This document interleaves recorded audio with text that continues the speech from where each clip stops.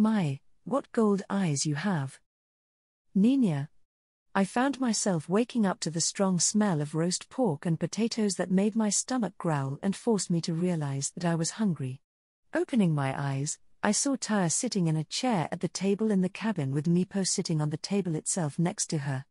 Both had a plate of food that they were busy eating, with a third plate set aside at the table in an empty seat next to the two.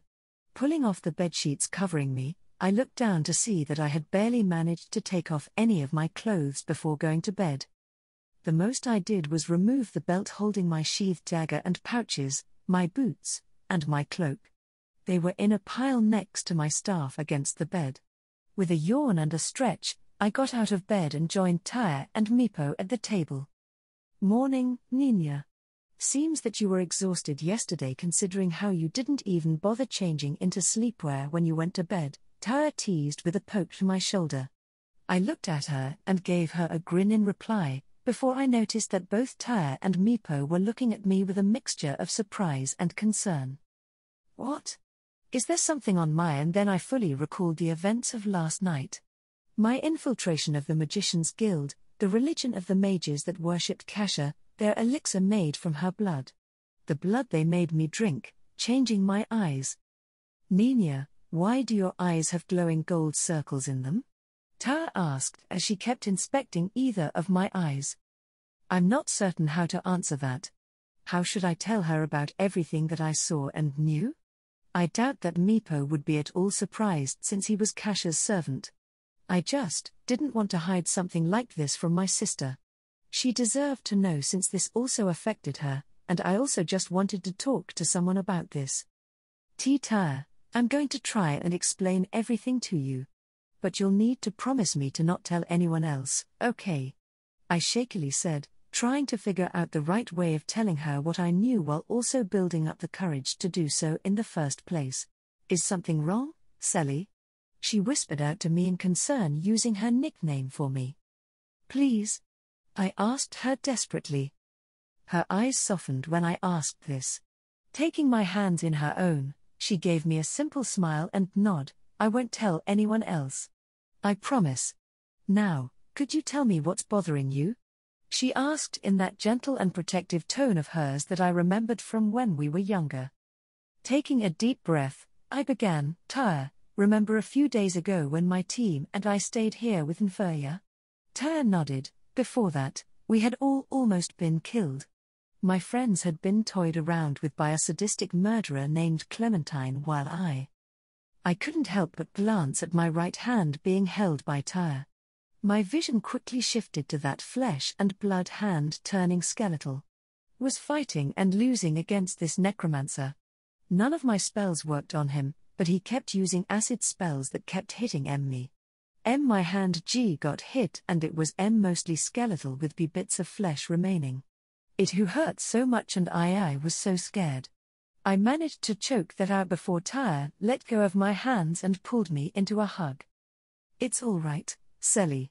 You're safe. Nothing is going to hurt you here, she whispered into my ear, making me immediately wrap my arms around her tightly. I held her like a lifeline as I felt a few tears fall from my eyes. I was so scared that I was gonna die and lose you just AF after I found you. I admitted back to her.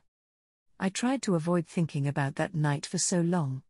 How I was so helpless, so scared, and in so much pain. I hated how I could still vividly remember that moment as my hand was covered in acid as all feeling in my hand melted away with the flesh, leaving only that pure agony behind.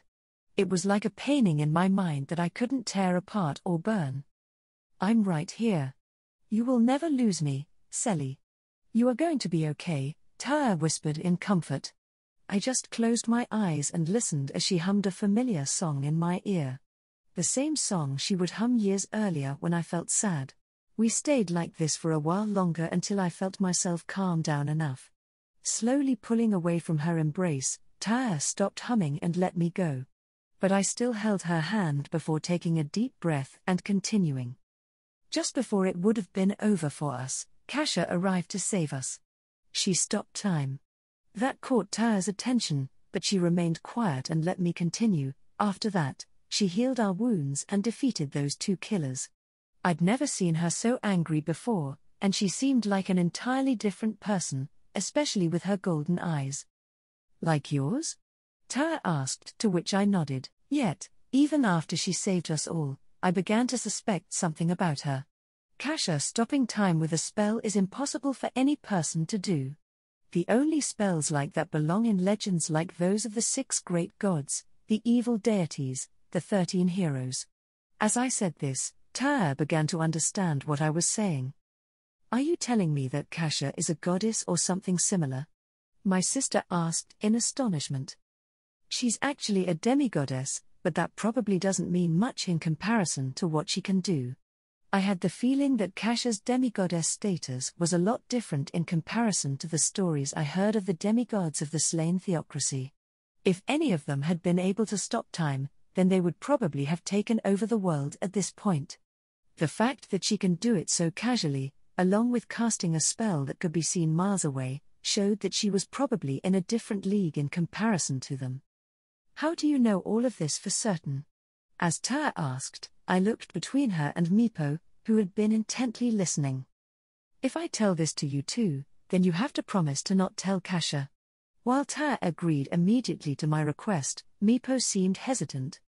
After a little internal debate, the Red Kobold finally answered, if what Tiny Mistress tells Medium Mistress and Meepo doesn't harm the Mistress, then Meepo will remain silent. Thank you, I said in appreciation, which received a nod in turn. When I went to sleep that night, I had a strange dream. In it, I met a woman on a hill of silver grass. A woman with the ears and 10 tails of a fox. The woman told me that she was Kasha's mother, a goddess named Inori. But that could have just been a dream, Nina. Taya reasoned, which was understandable. It was probably hard to believe that a person who had essentially become a part of our small family was actually a deity, or partially one. Tiny Mistress is telling the truth, Medium Mistress. Meepo decided to answer for me. The Mistress isn't even human to begin with. She is known as a kitsune, magical foxes with multiple tails. They can shift between their fox and humanoid form at will. Humanoid form? Taya questioned. I haven't actually seen it in person, but she's supposed to have 9 tails and fox ears. Or, at least, that's what Grandma told me. I answered. Taya's eyebrow rose in question. Grandma? I felt a blush grow on my face as I tried to avoid Taya's gaze. It's what Inori wanted me to call her. That made Taya smirk as her eyes filled with amusement. Grandma, huh? Guess we have a 3rd grandmother in our family now. Taya commented, making me giggle. It seems so, I said back. And that would also imply that we have a 2nd mother now, doesn't it? I felt my face turn red at the question, earning a smile from Taya. Kasha feels that way about us? From everything I've seen and heard, it seems that's the case. I answered for her. How do you feel about it? Taya asked, making me feel nervous as I hesitated to answer. After enough internal debate, I finally spoke. I think I feel the same as well. She's always looking out for us, making sure we're happy, gives us more than we could ever need without asking for anything in return. Kasha's always pushing and encouraging me to grow. And I don't doubt for a moment that she wouldn't hesitate in fighting nations to keep us safe. Even with only knowing her for a short time, I see her as a 2nd mother at this point. Taya was quiet as she contemplated what I said. And, for a moment, I became slightly worried that Taya would be upset hearing this. She and our mother had been close before she and Dad died. But unexpectedly, her blue eyes then began filling up with tears as she gave me a large smile. Then I'm happy that we have another wonderful mother in our lives. When Taya said this, I felt immense joy that she agreed with me. Soon enough, Taya wiped the tears from her eyes. Now, all we'll need is another dad to finish out our little family, Taya joked, making me slightly blanch at remembering what Peter, Dine, and I heard the first night. I don't think that will be much of a problem, I remarked, making Taya narrow her eyes in interest. Go on. She pressed with a wicked gleam in her eyes. On the first night of our tea training trip, Kasha and Lucrute went off alone together. Then we heard some stuff, I said with a red blush of embarrassment. Like what? Lots of moaning and screaming from Kasha. And a few other words. I finished quickly. This seemed to only increase Taya's curiosity. But that's all I know. Can we please stop talking about our mom having sex? Then I realized what I said and turned even redder. Don't worry, Nina. I'll stop with those questions. I'll just have to ask Mom when I see her again, Taya teased. Taya, stop being weird, I said with a laugh while giving her a playful shove. Then, we heard a bunch of clattering and looked to see Meepo pulling items out of his robe until he took out a staff with a ruby tip that glowed ominously. Meepo, what are you doing? I asked slowly. Human stick shooter has mated with the mistress. Meepo plans to neuter a mutt tonight. The kobold said maliciously while tapping the ruby end of the staff in his hand. No, Meepo, Taya commanded in the same manner that one would discipline a dog. But, medium mistress. Meepo whined like a child getting a toy taken away. Mom's a big girl. If she wants to sleep with Lucrute, then that's her decision. You aren't allowed to turn Lucrute into a eunuch just because you don't like it. Taya responded in a tone that left no room for argument. Meepo sat on the table with his arms and legs crossed in sulking silence. With the chastising over with, Taya focused back on me once more. So, you were saying earlier that Grandma told you that Mom's a demigoddess. How does it relate to your eyes turning gold? Remember a few days ago when we were walking around Rantle together and Mom seemed to just stop moving in front of the Magician's Guild? I remember, Taya said with a nod. It seemed like both of you were drawn to something happening there at the same time. Well, that was why I went to investigate the guild last night. And what I saw there was just insane. I don't know when or how it happened, but most of the guild is worshipping Mom as a goddess of magic known as the Fox Princess. I spoke.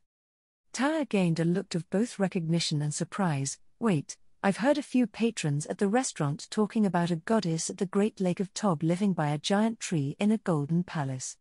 Are we sure that it's Kasha? Absolutely. It's her that they're worshipping. Do you think she knows about this? Taya asked with a little worry. I don't know. Maybe? I answered with a shrug. Still, that's not even the craziest part. The ritual they all perform, that also increases their ability to cast spells, involves drinking from a glowing golden water. Water that is specifically filled with Mom's blood. That caused Taya to scrunch her face in disgust. That's gross. How did they even get Kasha's blood in the first place? Taya asked. I'm not sure. But however they did it, they've been using it to enhance their magic while also binding themselves to her. And, I got a real good view of everything that happened when they brought in some prisoners who were going to alert the church of their activities. Somehow, the priestess leading their ceremony managed to convince one of the prisoners, a girl named Ilana, to join their order of the Fox Princesses and drink Mom's blood.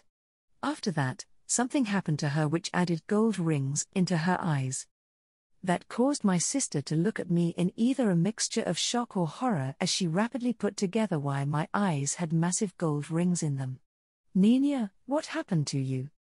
I thought that I was invisible, but somehow, Evelyn, along with Ilana, and a third woman named Mercia were able to see through it. They said I had some sort of aura that they could see with their eyes. They believed me to be Mom's high priestess that hadn't consumed the elixir that was Mom's blood. So, they enthusiastically gave it to me. I answered, recalling that strange vision I saw. They forced you, Taya stated while holding my hand. I nodded in confirmation. We have to tell Kasha.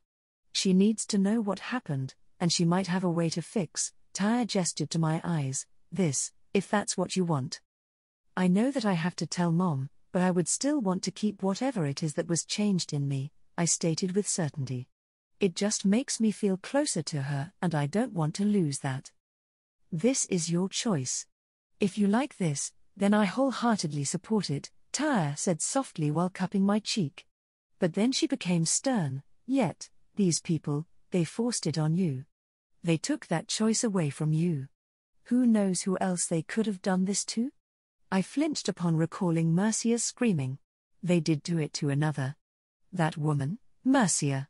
She was the one that led all those people who became prisoners.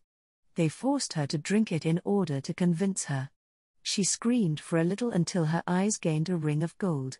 Then she just became docile after seeing some sort of vision that I, along with 4 other women, had after gaining a ring of gold in their eyes. I admitted. What kind of vision? Taya cautiously asked. I thought for a moment on how to explain all those images I saw. There was this massive white tree with 9 branches on it. On the end of each of these branches was an entire world, yet between 2 of these branches was a collection of leaves, small branches, and leaves that made a smaller world. It was there that I saw the silver hill I met Grandma on, except it had a golden pillar reaching into the sky. Then, the vision took me inside that pillar where I saw Mom in strange clothes along with 5 golden lights surrounding her. Do you have any idea what it could at all mean? Taya asked. I shook my head at that. I don't know. I also don't know if what I saw was the same as what Mercia saw, since she just seemed so lost from the vision she received.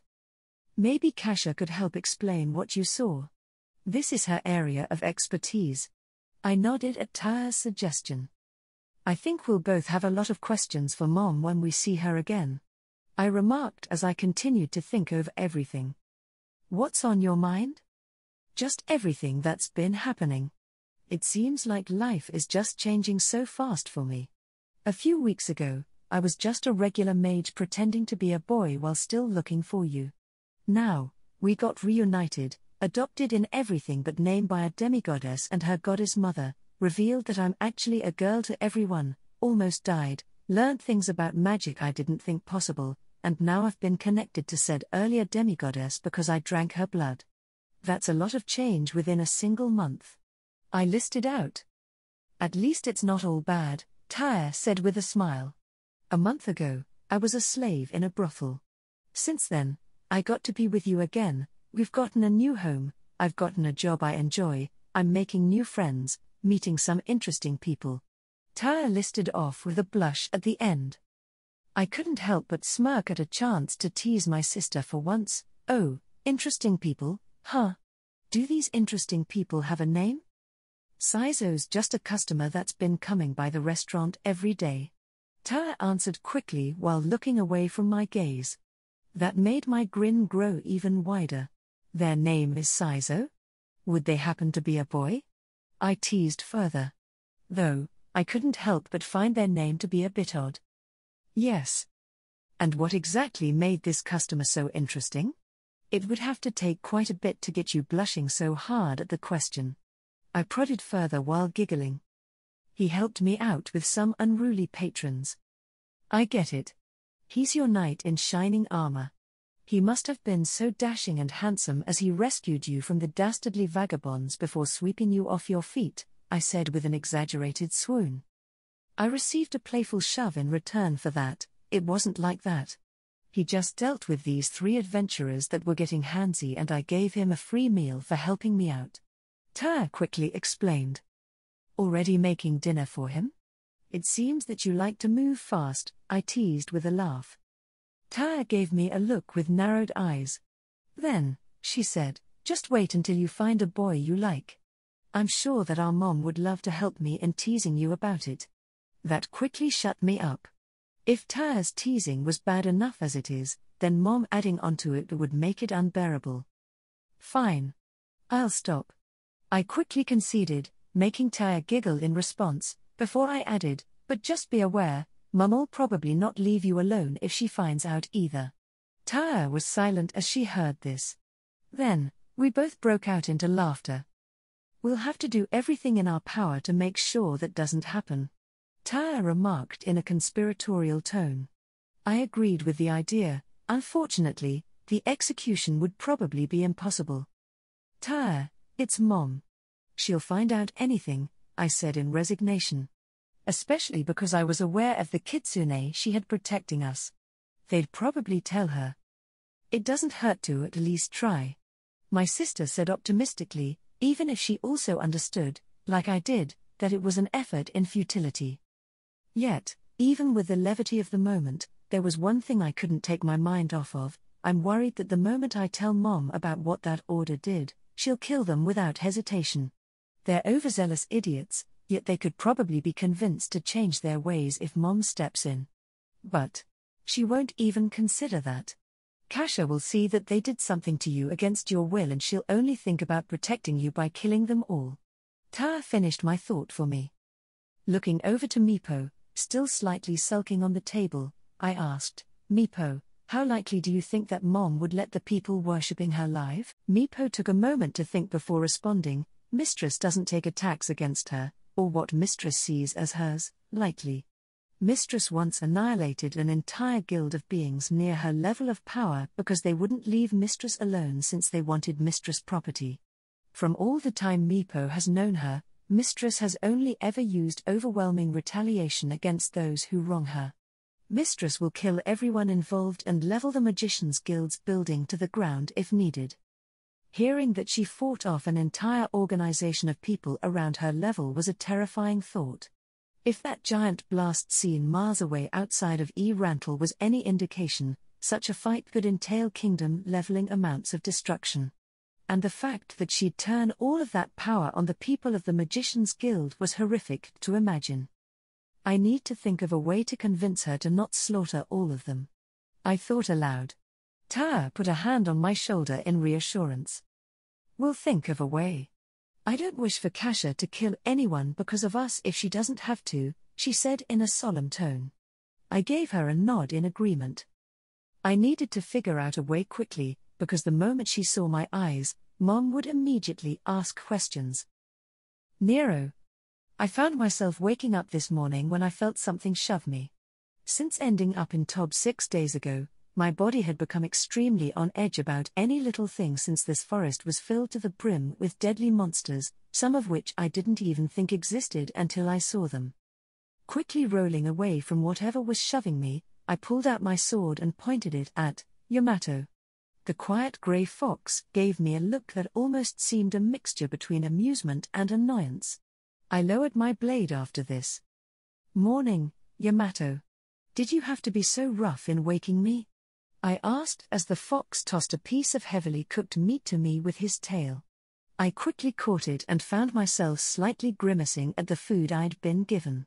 It was cooked enough to be edible, but the piece of meat was on the verge of being too charred to consume. Following this, another of his tails threw to me a water skin that had been filled. Where did he even get that? Yes. Yamato answered in an even tone before becoming silent once again. Ripping a chunk off with my teeth, I ignored the burnt flavoring and chewed it down before swallowing. Then, I washed the taste of the charred meat with some water. Thanks. I spoke. The fox nodded, then motioned his head for me to follow before padding away into the forest. With a sigh, I followed after my silent companion. Since I first met him yesterday, Yamato had barely spoken. At most, he'd say yes, no, rest, wait, and attack. I think I've only heard him say more than 3 words at once. Inori was right when she said he didn't like to talk much. Since he began leading me, we barely encountered any trouble. I'd have expected a few more wargs to attack us, but none did, making me suspect that Yamato's presence kept them away or he had killed all of them while I had slept. In fact, we had only ever fought 3 creatures since yesterday. All 3 had been more of those giant leeches that I fought before. Yet, every time that we encountered them, Yamato had me fight them myself. Usually, by pushing me forwards with one of his tails. I quickly figured that he was trying to make me gain more experience in fighting, even if he didn't say anything. I doubt he'd let me die, but he was completely willing to toss me into the fire if he knew I'd survive it. Hey, Yamato? I asked as I caught up and was walking side by side with the grey fox. Said fox looked at me with a questioning gaze. How far is it until we get to where we need to be? A day or 2. Yamato replied. Where is it that we're even going? I can't think of a single place that we might be going to unless it's the mountains. I questioned, since we had continued going west for what felt like an eternity at this point. The lake was the cryptic answer that I received. And is there anything at the lake? I was really hating how quiet my supposed teacher was. At times, it was like I was banging my head against a brick wall whenever I tried to get any answers from him.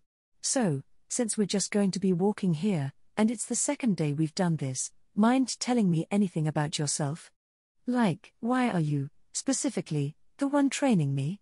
What are you going to be training me to do? I know that Inori made me her paladin, but I have no idea what that really entails. Yamato was silent, as if he was considering every word to say to me. Then, after what felt like forever, he finally spoke. You know my name. Lady Inori assigned me as your teacher because of my ability and because I am a paladin as well. I will teach, you will learn. That is all you need to know. You're a paladin? I asked with a little bit of surprise. Paladins were supposed to be rare, so it was a little impressive to actually get taught by one. Then again, Inori is the one who assigned him to me, so I should have expected it. Yes, Yamato said, not bothering to elaborate. I couldn't help but sigh, since I wasn't going to get anything further from this fox. At the very least, even if Yamato had an extreme aversion to speaking, having someone with me was still better than walking through Tob by myself. With that, the pair of us continued to walk together in silence. This went on for what I guessed was an hour or two. It could also have only been 20 minutes, and my mind was just so bored that it made our journey seem slower than it actually was. In an attempt to alleviate my boredom, I spent my time just examining the forest around us. It really felt like a world of trees once we went deep enough. Almost the entire sky was obscured from view by the canopy above. The only light coming through being the beams of sunlight that broke through the branches and leaves. Even the forest floor had changed. Before, there had at least been flowers, grasses, bushes. Now, it was either fallen tree limbs, moss, leaves, and rocks. The fact that it felt like we entered into another world made me feel a slight sense of dread. Going even further, I started noticing some strange white lines, almost like thread, going between the tree branches. It was around here that Yamato had us stop by placing a tail in front of me. Why'd we stop? I asked. Yamato used a tail to point forwards.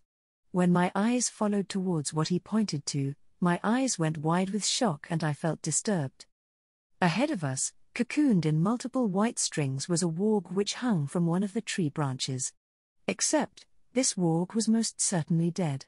From the parts of it that were visible which stuck out from the cocoon, they looked horrifically emaciated. Almost like something had sucked out everything within it until the warg was left as nothing more than a husk of fur and bone. Enemies above us. Do not get caught. Fight and learn, Yamato stated. After he said this, one of his tails pushed me. I might have complained if I didn't see a white line of thread that was stuck in the ground. It would have hit me if I hadn't been moved. My eyes traced the line up to the trees to see the form of a large spider, the size of a dog, at the other end of the line.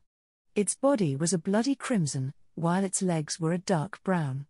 4 purple eyes gazed at me with what felt like a soulless hunger. Then, I saw the spider aim its abdomen at me as the spinneret fired another line of silk in my direction. Without prompting from Yamato, I dived out of the way and rolled back onto my feet. Upon doing so, my ears picked up the sound of leaves rustling above me.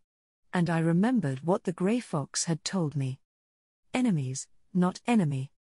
I instinctively rolled away once more as another line of silk impacted where I had been moments before. Looking up, I saw another crimson spider greedily eye me as its next meal. Looking at the first spider, I quickly ducked under a line of thread that passed over my head and tried to consider my next plan of action. I can't just keep dodging since all these spiders needed was one good hit. Yet, how could I do that when they are hiding up in the trees and I have no ranged method of attack? And trying to climb up the trees to reach them just left me wide open to attack, which didn't even include the possibility of the spiders just climbing away from me to stay out of reach. Damn. For being a paladin of Inori, I didn't have any of the strength or magic of the paladins from the stories I was told. I need to do something, anything.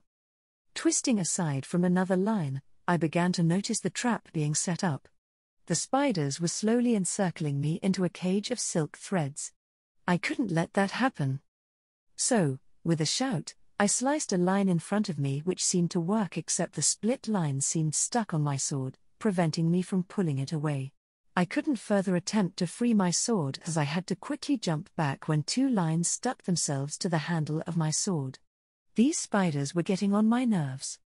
Come on, I'm supposed to be a paladin, yet I'm getting my ass kicked by some bugs. I have to be stronger than this. I just need some power. Then use it, my paladin. As Inori's voice echoed in my mind, I had to duck under two more threads before rolling to pick up a rock. I felt a rush of anger and warmth in myself as I stood up and hurled the rock as hard as I could at one of the spiders.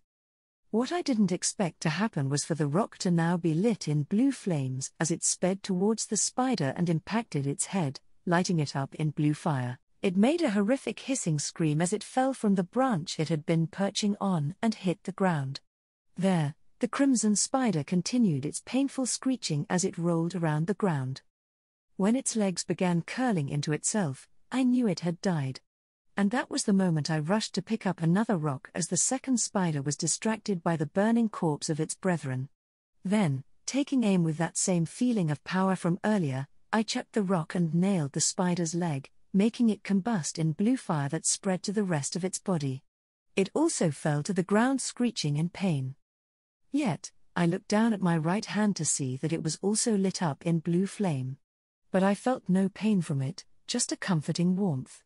Continuing to examine my hand, I took notice that the symbol on my right hand was now lit up in silver light that was visible through the blue flame. Looking from my hand to the silk threads that held my sword, I smirked before grabbing them and watching as the threads burned away. Eventually, enough threads burnt away for me to pick up my sword once more. Soon after, the flame on my hand snuffed itself out, and a wave of fatigue washed over my body, causing me to fall to a knee and use my sword as support. You finally managed to utilize Inori's smite. The voice of Yamato said as he came out from the trees in front of me. In his tails were the corpses of 5 more spiders that were quickly crushed before being unceremoniously dropped to the ground. That's what that was called, I said between deep breaths. It empowers attacks with Foxfire and Lady Inori's divine might. Its only downside is that it needs to be used sparingly, otherwise you will use up all your mana quickly, Yamato stated as he padded up to me. I have mana? I asked incredulously. Yes. As the paladin of Lady Inori, a goddess who has a domain in magic, it would be absurd for you to not have mana to utilize your blessings. The grey fox answered. I couldn't help but give him a wry grin. It's funny how you were barely saying a word to me earlier while leaving your answers as cryptic and vague as possible. Now, you're actually quite the chatterbox. What changed? You were not interesting to me before, boy. You have managed to pique my curiosity. Try not to bore me. Yamato answered with a grin of his fangs. Then I'll just have to avoid doing that, won't I? I retorted while pushing myself back onto my feet. We had a lot of distance to cover, and sitting around wasn't going to change that. After you, Yami. Yamato gave me a raised brow before padding away, leaving me to follow after him once more. A mindful raven. Watching and remembering. That is what I perform. That is what I am. Watching and thinking. That is my other's task. That is who they are. Our Father sent us to this realm to remember these lands and to think upon its peoples. Yet, Father also has another task for us, to watch upon the fox as we remember and think upon her and her people. She drew Father here with a staff she still carries. So, Father wishes us to watch, think, and remember. I watched this city of mortals and consigned it to memory. They worship empty gods, yet still receive power. I flew to their church and witnessed their prayers. Belief spread to a great 4, before spreading to a weaker more. Yet, it's empty. Worship to power without mind, soul, or direction.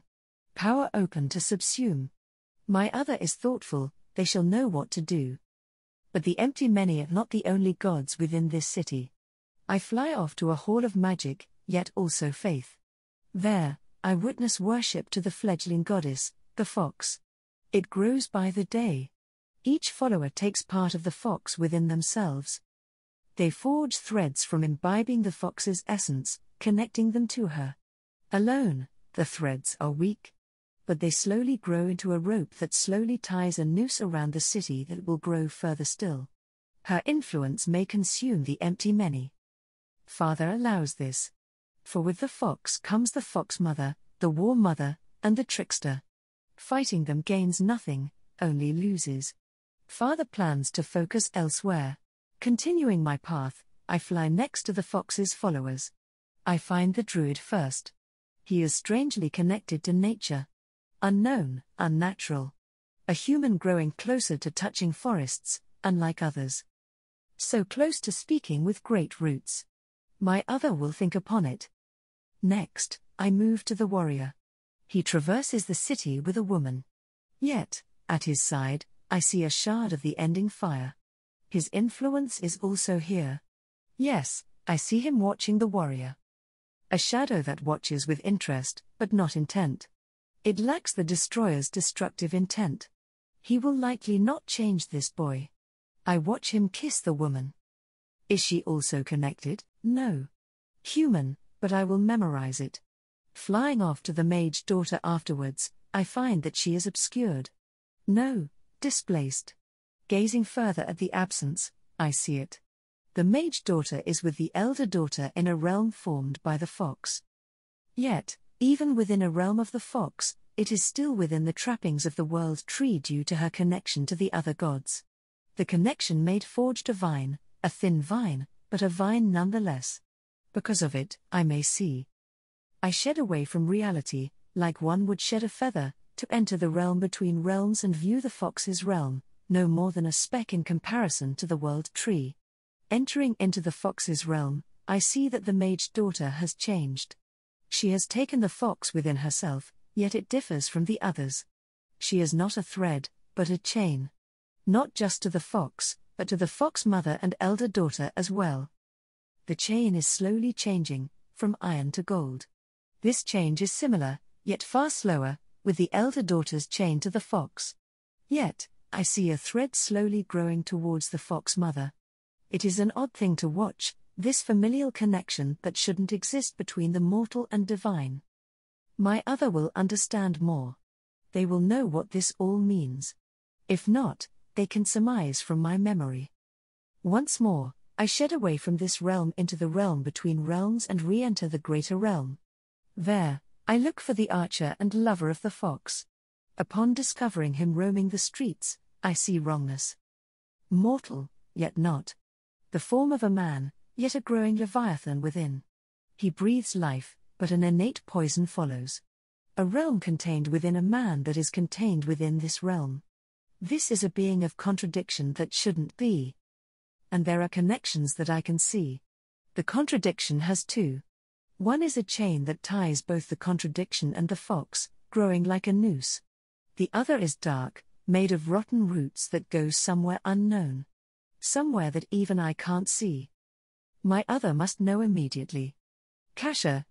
It was almost late afternoon, nearing dusk, when I teleported back to my room at the Hero's Respite. I found myself smiling in amusement at how Momo and I had gotten really enthusiastic about our fishing competition. He won, I lost. I blame the amazing fishing rod he had. Still, we agreed to do something similar like that again soon enough. Upon arriving at my room, I found myself surprised to see both Taya and Nina sitting at the table in my room instead of in the sanctuary. Almost like they were waiting for me. Additionally, my nose picked up something odd about Nina. Almost like it was myself or an actual blood relative. The hell? Hey, girls. Interesting to see the two of you sitting here and not in the sanctuary. I remarked while approaching the pair. That's because we were waiting for you. We needed to speak with you, Nina said as she turned to face me, which completely shocked me. Her eyes. Why were the blue irises of her eyes halfway covered in rings of gold? I immediately moved over to Nina and leaned down and rested my hands on her shoulders to get a better look at her eyes. Those golden rings were slightly glowing, and why did they seem so familiar? Nina, what happened? I asked with worry. Did something horrible happen to her? Was she in danger? My heart was thumping at this point as multiple possibilities were running through my head, and I was about to start casting spells to uncover what was happening when Nina put her hand on mine. Kasha, I'm fine. But Tara and I need to talk to you privately about a lot of things, my changed eyes included, Nina said in reassurance. I could feel my heart rate start to slow down and I gave her a nod. All right. Let's talk, I said in agreement, as I straightened back up. Tara and Nina then stood up and I followed them into the sanctuary, closing the door behind me. Then, we made our way to the cabin. All the while, I couldn't help but wonder what it might be that the three of us needed to talk about. Was there something wrong? They should know that they can come talk to me if they are having any problems. But what if they actually have a problem with me? Are they upset with me? Oh, God, don't let them be upset with me. As we entered the cabin, the anticipation of what they might want to talk to me about was really starting to get to me. My thoughts were starting to consider the worst possibilities imaginable, and it seemed that both Tara and Nina had noticed, and were somehow able to read my thoughts on this. Kasha, you look like you're about to jump out of your skin. Do you think that we're upset with you? Tara asked, making me try to avoid meeting her gaze as my face started heating up. Maybe. I admitted. Nina giggled at this. Don't worry, we'd never be upset with you. I felt a wave of relief rush over me as she said this. But we do have a few things to talk about with you. One of which is that Tara and I know. When Nina said this, my eyebrow rose in a questioning manner. What do you mean that you two know? I asked. Kasha, we know about your furry little secret. All 9 of them, Tara said with a giggle, making my jaw drop in surprise. How? How did they know? Tara and Nina both began laughing at my expression, and it took me a few moments to recover from that revelation. How did you two find out? I asked slowly. We'll get to that in a bit. Tara answered before an odd gleam filled her eyes, but can you show us? Ever since I heard about this, I've been dying to know what you would look like with some cute tails and ears. I found myself laughing at how adorable Tara looked as she asked this. Okay, I'll show you. I conceded. That was when I dropped my illusion and let my ears and tails, earning looks of amazement from my girls which filled me with a warm happiness. Putting my hands on my hips, I asked with a smile, so, girls, what do you think? They look so cute on you. Could I touch one of them? Tara asked excitedly. Moving a tail to her, I watched as Tara stroked the fur of my tail, causing another of my tails to traitorously wag in happiness. Your fur is the softest thing I've ever felt. Nina looked at this with a smile before looking back to me. You look a lot better when you aren't hiding yourself. I tousled Nina's hair when she said this compliment. Thank you, kiddo. Hey, Kasha. Does Lucrute also know? From what I've heard, the pair of you have been taking quite a few romantic excursions with one another. I felt my face heat up as Tara said this. Nina definitely told her. Did she also tell her about how loud I was? Yes. He really likes them. I answered before staring down Nina, who tried to avoid my gaze. How exactly did you know about that? I asked Tara while my gaze continued to remain on my guilty-looking apprentice. Nina told me quite a bit. I'll probably have a few questions to ask you after we finish our discussion. My blonde kid responded with a mischievous glint in her eyes before she let go of my tail and took my hand. Let's get started, shall we? I nodded and let Tara and Nina lead me to the table which we all sat down at. Looking around, I noticed that Meepo wasn't around. Why was that, since he'd likely be here to immediately greet me upon my arrival? Girls, where's Meepo? I asked. We asked him to give us a little privacy for our talk. Nina replied. and that just increases my curiosity. I remarked as I gave the two a look, we're here, sitting all together. Could you please explain all of this? Why your eyes have gold rings, how the pair of you knew about my actual appearance, everything? Nina took a breath before she finally spoke. So, to begin with, I suspected that you weren't exactly human the night that you saved our team, and I normal humans shouldn't have the ability to cast spells like you could. From there, I had a dream that night where I was told that you had 9 tails and ears. My eyebrow rose in question when I heard this. A dream told you this? I asked. That made me a little suspicious. Could Mother be involved? Yes, a dream. It just told me about what you actually looked like. That isn't as important as what happened afterwards, Nina said, moving us on from the topic of her dream. It was after this, when the three of us went walking around Rantle, that I felt this pulse from the Magician's Guild. Something that you also seemed to feel since your eyes changed to gold and you didn't sound like yourself. I remember that day. That pulse from the guild seemed to just send my instinctual side into overdrive until Nina pulled me back to my senses. I recall that. To be honest, I'm a little embarrassed about that due to what I was going through around the same time it occurred, I said with a wry smile. Tara and Nina looked at me curiously. You mean your time of the month? I mean, you were slightly different, but all women go through. I held up my hand to interrupt Tara. Tara, you and Nina both know that I'm not human at this point.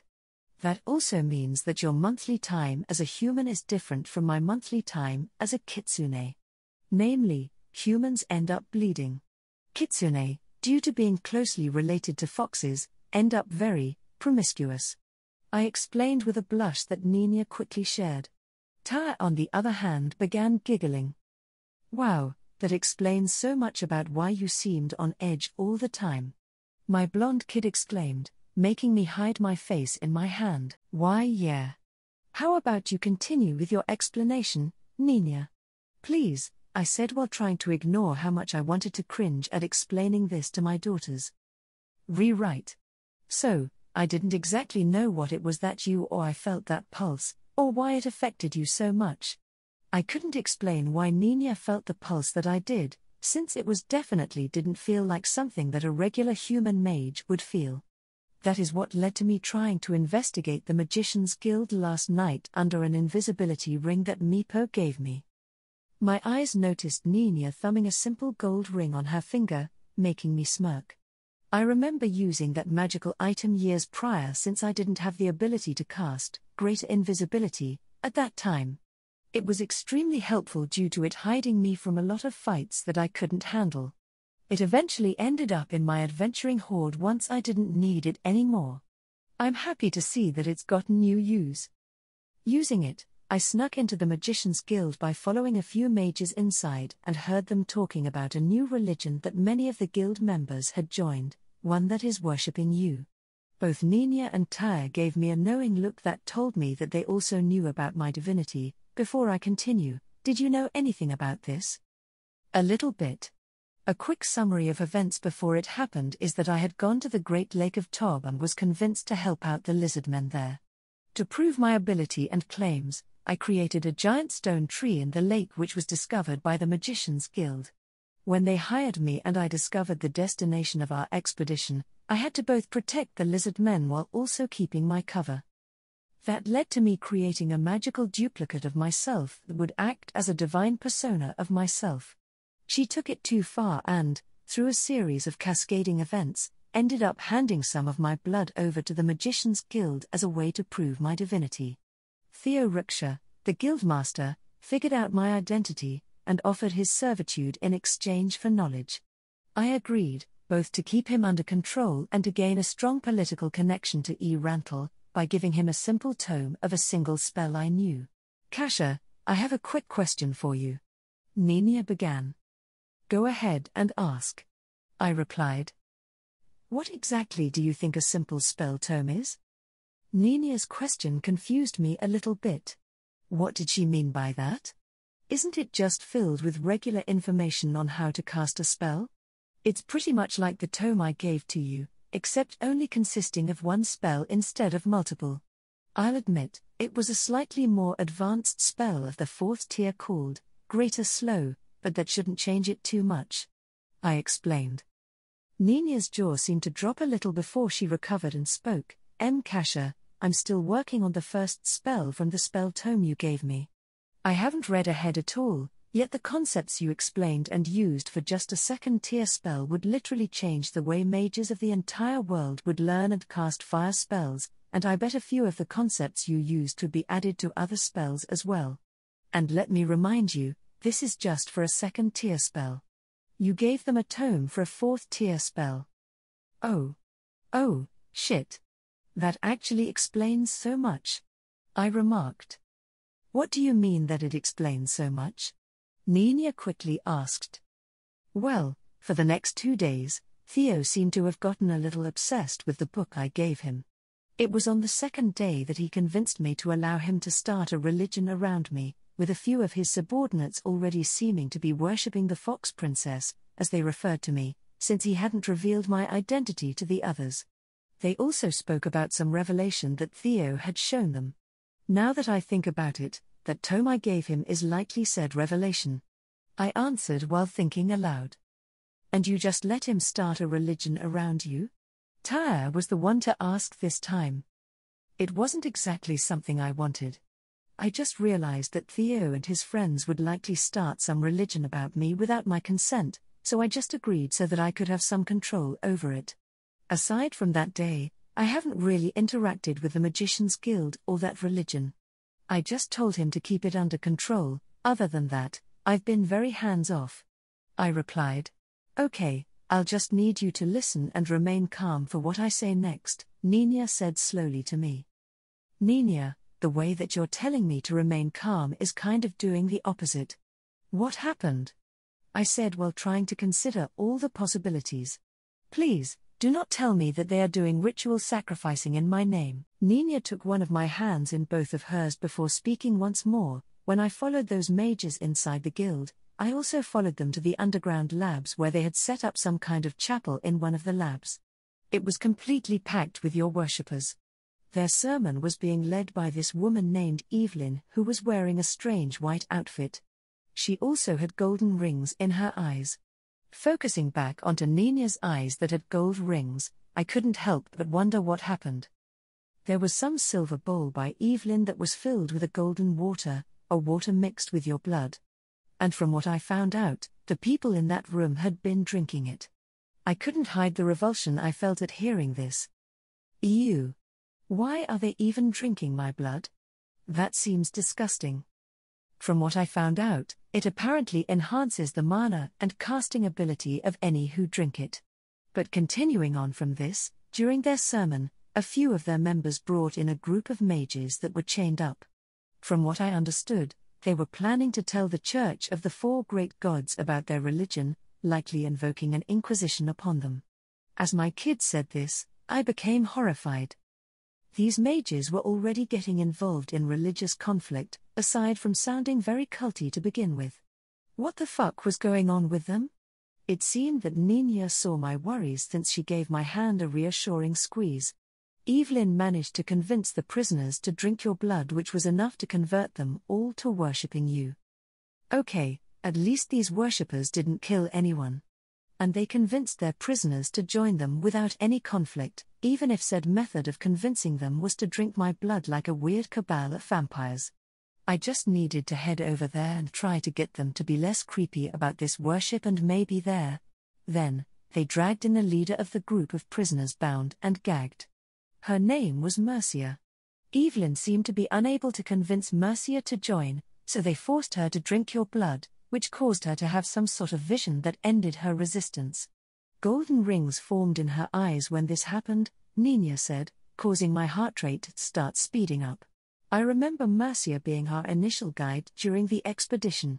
She'd also been against Theo's idea of a religion, which was completely her right. And then, they forced her to drink my blood, causing her to gain golden rings in her eyes. Just like Ninia. Cupping my daughter's face with my free hand, my mind was quickly beginning to understand exactly what happened to her, increasing my horror and worry. I slowly began to ask, even if I already knew the answer. Nina, please, tell me why. Only a few people who drank your blood gained golden rings in their eyes. Somehow, this allowed these people to see me, even while invisible. I had to reveal myself, and they claimed that I was your high priestess because of that. They said that I needed to drink your blood to increase my connection with you, and they forced me to do so. Nina trailed off quietly at the end while my heart began thumping like it wanted to jump out of my chest. After hearing Nina say that, all I saw was red. First, they forced Mercia, someone who obviously didn't want anything to do with their religion, to drink my blood. Then they forced my kid to do it. They forced my Nina, my daughter, to do something that she didn't want to do. They could have their vampiric blood chugging ritual with my blood since they technically weren't hurting anyone. It was fucking creepy, but it was their choice. I was fine in being hands-off with this entire religious business. But they touched Nina. Fuck that. I'm dealing with this now. I stood up from the table without a word and made my way to leave. If they want a goddess, then they'll get what an angry fucking goddess really looks like. Divine wrath and all. Kasha, where are you going? Nina asked from behind me. I'm taking care of a problem, I answered tersely. You're going to kill them, aren't you? She asked in worry. Like I said, taking care of a problem, I replied. I felt Nina grab my hand at this point, but I kept on walking. Nina tried tugging on my hand to stop me, but I was stronger than her and could just keep moving without effort. I would take care of everything. Just stop and listen, Nina said with desperation beginning to leak into her voice. That was painful to hear, but I had to nip this in the bud right now. She'd thank me when it was over. I needed to keep both her and Tyre safe. Please, just stop, Mom. I stopped walking and tried to process what Nina had just said. Then, I turned my head to look at my kid breathing heavily, either from high-strung emotion or the effort she made trying to physically stop me. Yet, my eyes just met her eyes ringed in gold. What did you just say? I asked with disbelief. Mom, don't go. You don't need to kill anyone. Please. The moment she said that, I just felt the rage drain from me as my heart just pounded in my chest. You called me Mom? I choked out. She did, Mom. My eyes flickered to Tyre, who had moved to stand beside Nina. I could feel tears stinging my eyes at this point as I looked between the pair. You two called me Mom. Why you are really think of me like that? I asked as it became harder to speak. We truly do. And that's why we don't want you going out to the Magician's Guild to do something that you might regret. You don't need to kill anyone for Tyre or I. We're safe, Mom. As Nina said that, I pulled both of my daughters into a hug with my arms and tails as they wrapped their arms around me. I found myself openly crying with a smile on my face. I love you, girls. I love you both so much, I said between sobs as I held them and didn't want to let go. My instincts were going into overdrive as they had been validated. These two are my daughters and both my instinctual side, and I would protect them to the very end. We love you, Mom, Tyre said warmly, making me feel so happy that I could just burst. We spent what felt like a wonderful eternity like this as my daughters kept calling me Mom and giving reassurances that they loved me. I just wished that this moment could never end. And yet, I had to eventually separate from my daughters while wiping away the tears from my eyes and face. Then, they each took one of my hands in their own and led me back to my chair, as my tails wagged behind me, before gently sitting me back down. Not that I resisted. Quickly, Tyre and Nina pulled chairs over until their chairs were right in front of me, no longer separated by a table.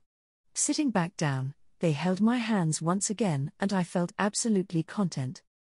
Nina was the first to finally speak. Mom, I understand that you're upset about what your followers did, but there is another way to handle this besides just killing them. They worship you, after all. Oh, okay. I can get them to change. That would likely be the best option. I told my daughter in agreement as I tried to calm myself down, I was just so angry at what they did that I couldn't think of anything but making sure that you would be safe. I have a little bit of a problem trying to control my emotions at times, especially when my loved ones are involved." I received a nod of agreement from Nina as both of my daughters began giggling at my admitted shortcoming. "I'm glad that you aren't going to kill them anymore. They're overzealous, but I think part of the problem comes from the fact that they don't know who you are or what you want. They're just interpreting what they think it is that you want. Then I'll just have to tell them what it is that I actually want, whatever that may be. I haven't focused on this religion thing except when I've needed to, so this is a bit of an eye-opener for me." I then looked at Nina and asked, "Are you sure that whatever it is that drinking my blood may have done to you is what you want? I could try and find a way to fix it for you." "I'm fine with this, Mom. I like having this connection with you, even if it wasn't initially my choice," Nina answered, which made me elated.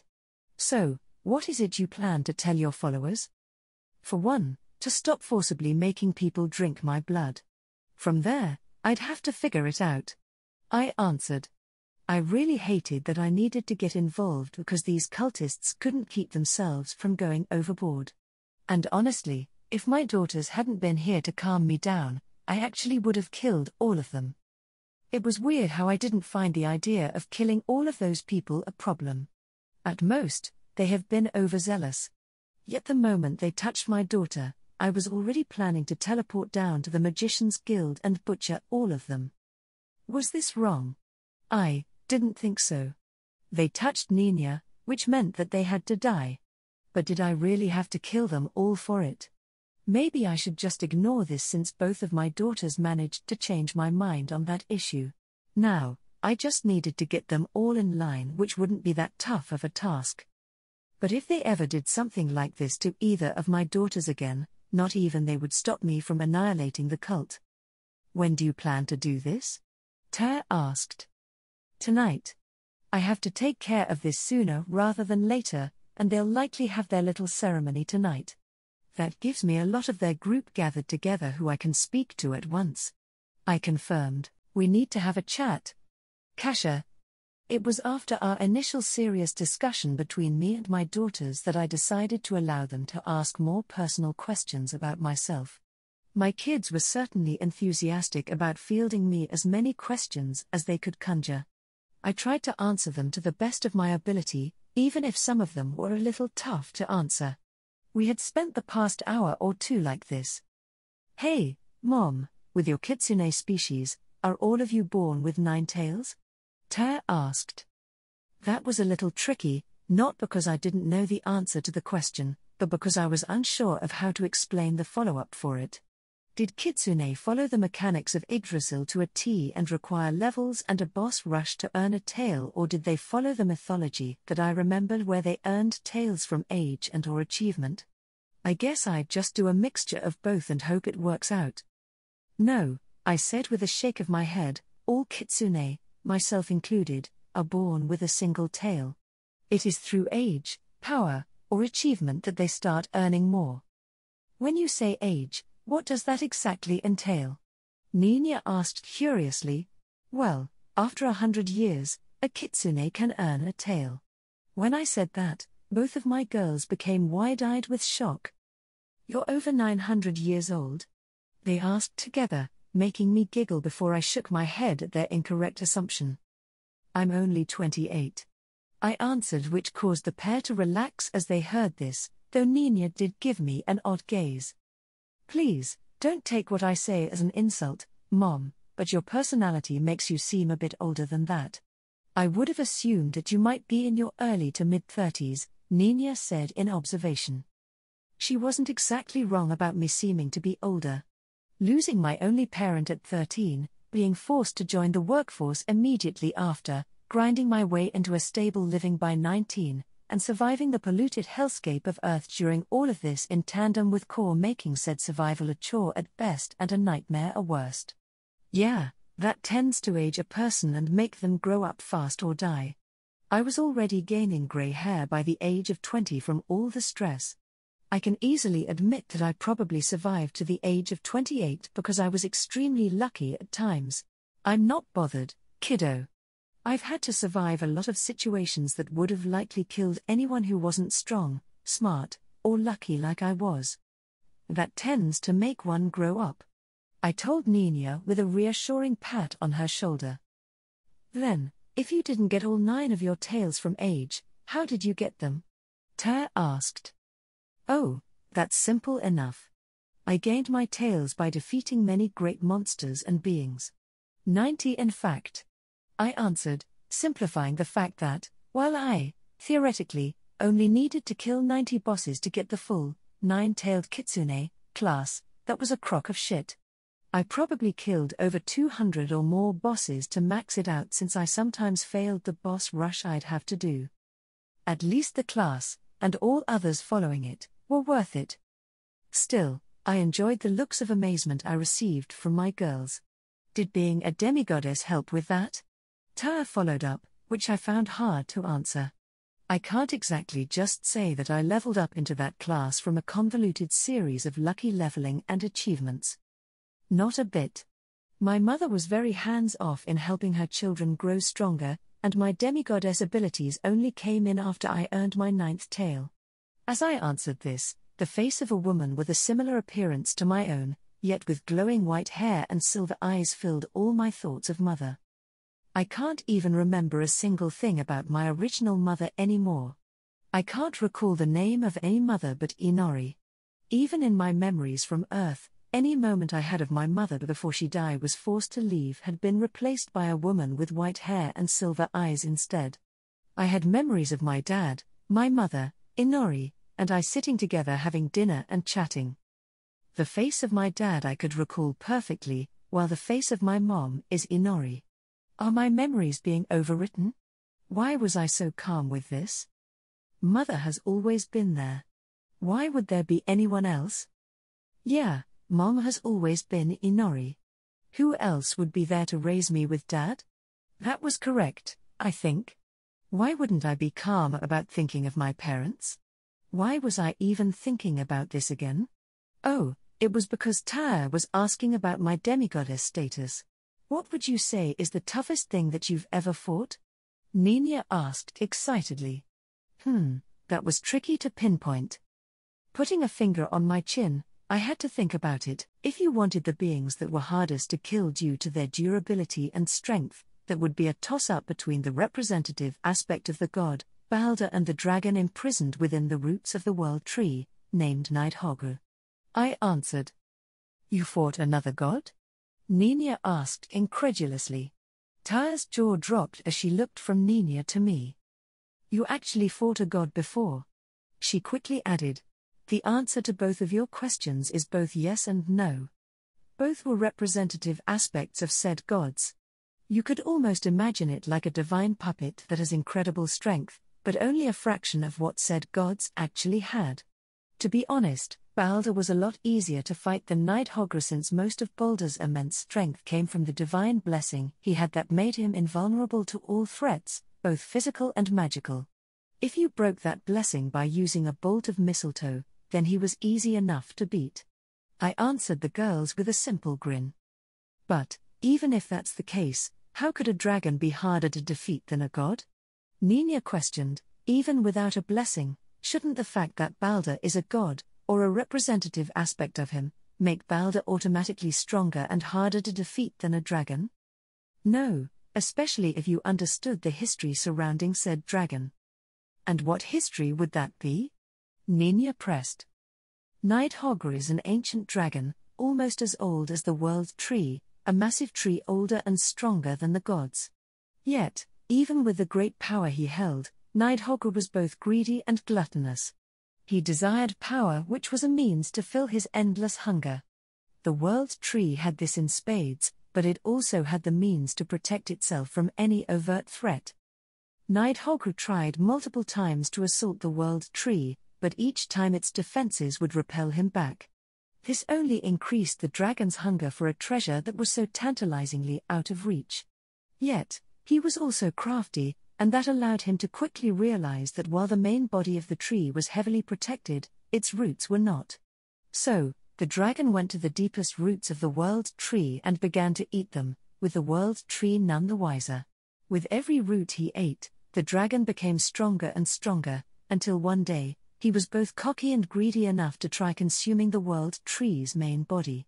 And so, a massive battle between the dragon and the tree began that tore at reality until finally, the world tree defeated Nidhogger and imprisoned him in its roots to reclaim the power that he stole.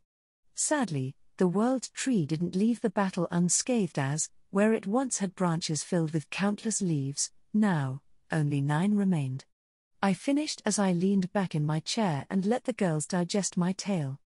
Tyre was the first to finish processing everything as she asked, if this Nidhogger was imprisoned, while also being stronger than even gods, then why did you have to fight him? Yeah, I couldn't exactly tell her that I fought Nidhogger to finish the main storyline campaign of a video game. Better go with the lore reason they used in Yggdrasil. He had found a way to escape his prison.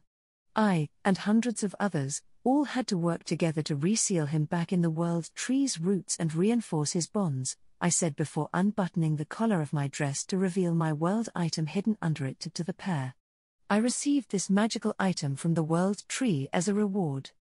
What I left out was that all the players that participated in the Devourer of 9 Realms raid boss were put into a temporary PvP free zone to prevent players from killing each other when the boss was getting low. I was the lucky bastard who got the Seed of Yggdrasil world item, since world items had an extremely tiny chance of dropping from world enemy bosses. And, the moment Nidhogger died, we were all given a minute grace period before PvP was re-enabled. I got my ass out immediately before I got ganked and murdered for the item. From what I heard, anyone with any form of teleportation had the same idea as I did. Since the moment PvP was back online, everyone started to murder each other. Gotta love that Yggdrasil team spirit. What even is that? Nina asked as she stared at the jewel with a fixed fascination. It's known as the Seed of Yggdrasil. With it, I can store a limitless amount of mana within it before releasing it all into any spell I decide to cast. I haven't used it in months. I explained before buttoning my collar back up. Nina's eyes met mine with shock filling them. But with your ridiculous amount of mana, then that means you could potentially wipe a kingdom off the map by just storing some of the mana you have every day. It would just be a drop in the bucket for you, Nina. It's not even a drop for me. I regenerate any mana I use, I stated, which seemed to break her as she looked at me with a twitching eyelid. Tyre, while looking impressed, didn't exactly understand why this was such a feat. That seems impressive, but why do you look so freaked out, Nina? Tyre asked curiously. Nina seemed to get pulled out of her state of catatonia as she looked over to Tyre. Tyre, every magic user, from the weakest mage to the strongest archmage, is unable to regenerate any mana that they use. They have to wait a day until they can regain that lost mana. Likewise, there are no potions, magical items, or otherwise that can do so either. Mom literally breaks that fixed idea. This caused Tyre to get a more appreciative expression of understanding next to Nina's upended worldview. No wonder why I, along with everyone else who drank your blood, has a larger amount of mana than they did before. It's because you just create mana by simply existing. Your blood is probably just full of that mana regeneration. That just made me ponder aloud. You think that if I hadn't gotten involved in this religious business, then I might have been making a killing by selling bottled up vials of my blood? It's a little disgusting to think about, but the results kind of show. Mom, if you weren't as powerful as you are now, every mage in the world would be hunting you down in an effort to harvest your blood. Nina pointed out. Or, drat. And here I thought that these mages would be coming after me because of my charming personality. That earned a giggle from my daughters. I was about to continue as well before another pulse that definitely came from the Magician's Guild, and from the way that Nina gasped, she felt it as well. Nina, are you all right? Tyre asked as she put her hands on Nina's shoulders to stabilize her. Nina nodded with a huff and rested a hand on one of Tyre's, but the Order of the Fox Princess just gained another maiden to their ranks. Nina explained. Now, that was definitely something Nina hadn't told me before. Kiddo, What do you mean that the Order gained another maiden? I asked with concern. It's what they call the women who get the golden rings in their eyes. Whenever they do, that pulse we both felt happens. Apparently, these women have some kind of connection with you that is weaker than ours, but still stronger than the other worshippers. They're called the Maidens of the Fox Princess. Nina explained, making me think upon all of this. What kind of connection was this? Could it be something that I could feel as well? I think I need to investigate this immediate. Our goddess, we have been blessed with another of your maidens. We thank you for revealing to us another of your chosen ! Tilda. My mind was rocked by the voice of a woman filling my head with her prayer of gratitude. Why was it so strong this time? And why only he? Thank you for gifting us, your maidens, with another sister to our ranks. Tilda. The voices of multiple other women joined in chorus with the first. I felt myself growing warm, but I didn't understand why. It just felt like pure power and part of me just wanted more of it. Was I being so affected by these specific prayers due to these maidens having a greater connection to me than my other worshippers? Would I feel even more powerful as I gained more of my maidens and followers? Maybe I should help them. Spria. I felt a hand on my shoulder which drew me out of my thoughts as I looked to see my daughters gazing at me with concern. Mom, are you all right? Nina asked. Your eyes went gold and you seemed to zone out just now after that pulse occurred. I could hear those maidens praying to me right then. I found myself lost in thought when it happened. Could you hear them as well? I asked, wondering if Nina might also share this weird connection that I did to my followers. Nina shook her head in disappointment. I'm sorry, but I couldn't hear anything. Don't be bothered by that. It was a long shot anyway, I said in reassurance while patting her on the shoulder. Then, I stood up. Regardless, I'm going to need to visit the Magician's Guild to get a handle on the situation. What do you plan to do? Nina asked. Teleport my way inside in a flashy manner, lay down the law on what my followers can and can't do, and prevent further problems from occurring. I'm not going to allow them to forcibly convert or kill others, but I am willing to protect my followers if the church or kingdom tries to attack them unjustly. I answered while rubbing the bridge of my nose at the growing migraine this was going to cause me. If I knew how much of a headache this religious business would be, I'd have never let it happen in the first place. You're dealing with it now. That's as good a place as any to start from, Taya consoled me. Let's just hope that this isn't too far beyond my control, I sighed after saying this as I donned the divine stripper outfit once again. After today, I would hopefully be able to change it to be a little more conservative. Sadly, I felt that I needed to arrive at the guild exactly like I had been seen prior after I made my grand entrance to my worshippers. Just one more day with this and I could swap it out afterwards. God, I hope so. Unless it was stuck as my default image which I'd need to fix quickly before it spreads. I then remembered feeling that group of worshippers heading northwest from Rantle the other day. Fuck. Mom, that's a very liberal clothing design.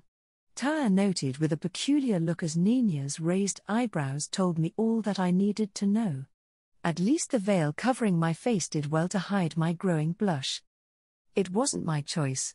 Blame my magical duplicate that decided to embarrass me by using this as the outfit of choice for my divine persona. After today, I will probably not have to wear this divine stripper outfit in the near future, I said in justification. What's a stripper? My daughters asked together. Right, they didn't have strip clubs here like back on Earth. You two do not need to know. I quickly replied. Then, in an effort to take their minds off of my outfit, I motioned to the pair to follow me while asking, do you want to see something neat?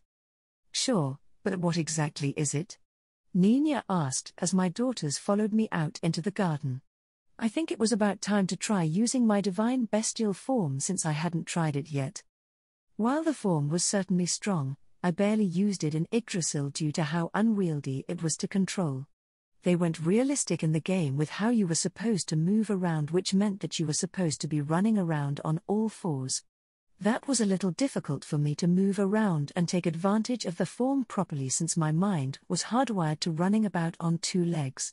It also lacked opposable thumbs, which meant picking up or grabbing anything required biting it, which felt awkward, or grabbing things with my tails, which was difficult to precisely control in-game as is. This made the form a funny trade-off between a high-power boost of strength, speed, durability, and magic damage for some of the shittiest tank controls known to man, which left one as a sitting duck unless they were good at controlling it. Sadly, I had never been able to get a handle on the controls, so I just used the form for a quick damage boost if I knew I wasn't about to be hit, then switch back to my humanoid form. I had a feeling that I wouldn't have much trouble with my bestial form now that I was actually a kitsune instead of role-playing as one. You know, kitsune have two different forms. There's the humanoid form that you already have seen me as. And then, there's the bestial form we can take.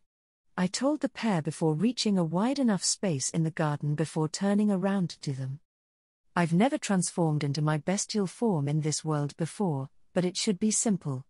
I just hope that it doesn't feel too weird. With a thought, I was covered in a golden light as my form instantaneously shifted. By the time the light died down, I had a sudden perspective shift from becoming a lot taller, forcing me to look down to meet the gazes of my daughters. At the same time, I could see my golden snout extending from my face. I noticed how free my body felt as I took a moment to examine my form, almost like a strange weight I never noticed before had been lifted.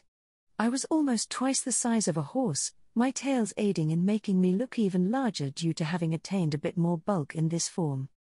My fur was just as gold as it usually was, yet multiple glowing white lines traced around my fur, reminiscent of circuitry. Alongside this was the fact that the tips of each of my tails was lit with the blue flames of foxfire. I couldn't help but find it weird how unbothered my mind was at the lack of opposable thumbs since I only had paws now. Still, seeing my kids look at me with awe and excitement instead of fear made me feel a pleasant warmth in my heart. "So, girls, what do you think?" I asked, my voice unable to hide any of the power in it. "You look amazing," Taya remarked. "You're definitely filling out the image of a fox goddess if you weren't before." "Your fox form is quite beautiful," Nina answered before giving me a smirk and adding, "and large. I think you might have a problem getting through the sanctuary's door like that, or the inn itself." I found myself laughing at this as two of my tails ended up rubbing themselves against the pair. There is a reason that I didn't transform inside the room of the inn. "Now, could one of you be a deer and open up the sanctuary's door for me?" Nina nodded and lightly jogged over to the door. "Just a moment, Mom." That left myself and Taya, who was hugging one of my tails with a grin.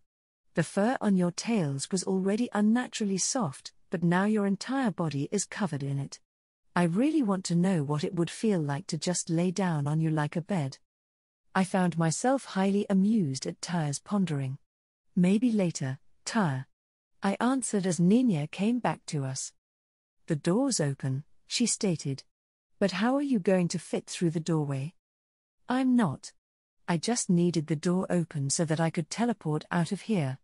I'll see you girls soon. Please, try to not kill them," Nina asked. "I won't. At most, I'll just scare them a little," I answered before I finally teleported myself into the main hall of the Magician's Guild without fanfare. It seemed that I picked a good time as there were many mages in the hall who were performing random tasks, heading for the downstairs laboratory stairs, or conversing. Additionally, there were also a few people who did not appear to be magic users due to their high-class clothing. I assumed that they were likely nobles hiring the services of the Magician's Guild. All of that movement and noise died the moment I arrived. Then, a few things happened. Most of the mages who spotted me also spotted my 9 tails flowing behind me, which caused them to immediately drop to their knees in reverence. A few mages, about 8 or so who I could innately tell weren't worshippers of me, immediately readied spells in their hands and arcane conduits. Finally, there were the nobles who rapidly backed away from me if they could or ran out the entrance of the guild if they were already behind me and near the door. Quite a few of them screamed, but I just remained completely calm. To prevent any potential violence from occurring, I cast Counterspell at any of the spells being readied my way, causing said mages to gasp in shock. They probably don't deal with a lot of people that use counterspell, considering the mana cost it typically demanded, the possibility of failure if it was too strong a spell that was being countered, along with the timing it required. Now. Let's try to avoid any violence if we can help it, I said like a mother chastising children. The fact that I could speak caused all of the panicking nobles to freeze in place like I had grown a second head. Funnily enough, I even recognized 2 of the nobles that I saw at the feast the other night. Things were silent for a moment until a young mage, probably still a teenager, with thick spectacles that reminded me of bottle caps, untidy black hair, and a grey robe that he was seemingly drowning in, spoke up to me. "Are-you-th the F Fox PR princess?" He stuttered to me with absolute fear in his voice. Yet, I found it impressive that even with the pure fear wafting off of him, he managed to pull together the courage to speak to me unlike everyone else here. Leaning down to him slowly, I answered in a softer tone to him, "Yes, I am, little one. What might your name be?" "S. Samuel S.M. Smith, M.M. my lady. Ema N. Novice Mage A and Initiate T to the O Order." The kid answered. "It's a pleasure to meet you, Samuel. Would you mind fetching Evelyn and Mercia for me?" I asked. Samuel quickly nodded and ran off towards the stairs to the labs, almost tripping over another kneeling mage in his haste. "You're actually real?" A brunette woman, one of the nobles I recognized from the feast, said with a surprised tone. She wore a blue dress, unlike the red one I saw her in. She wore a small shawl around her shoulders that was held together by a sapphire brooch the size of an egg. Next to her, holding her hand in support, was a noble with blonde hair and a groomed moustache.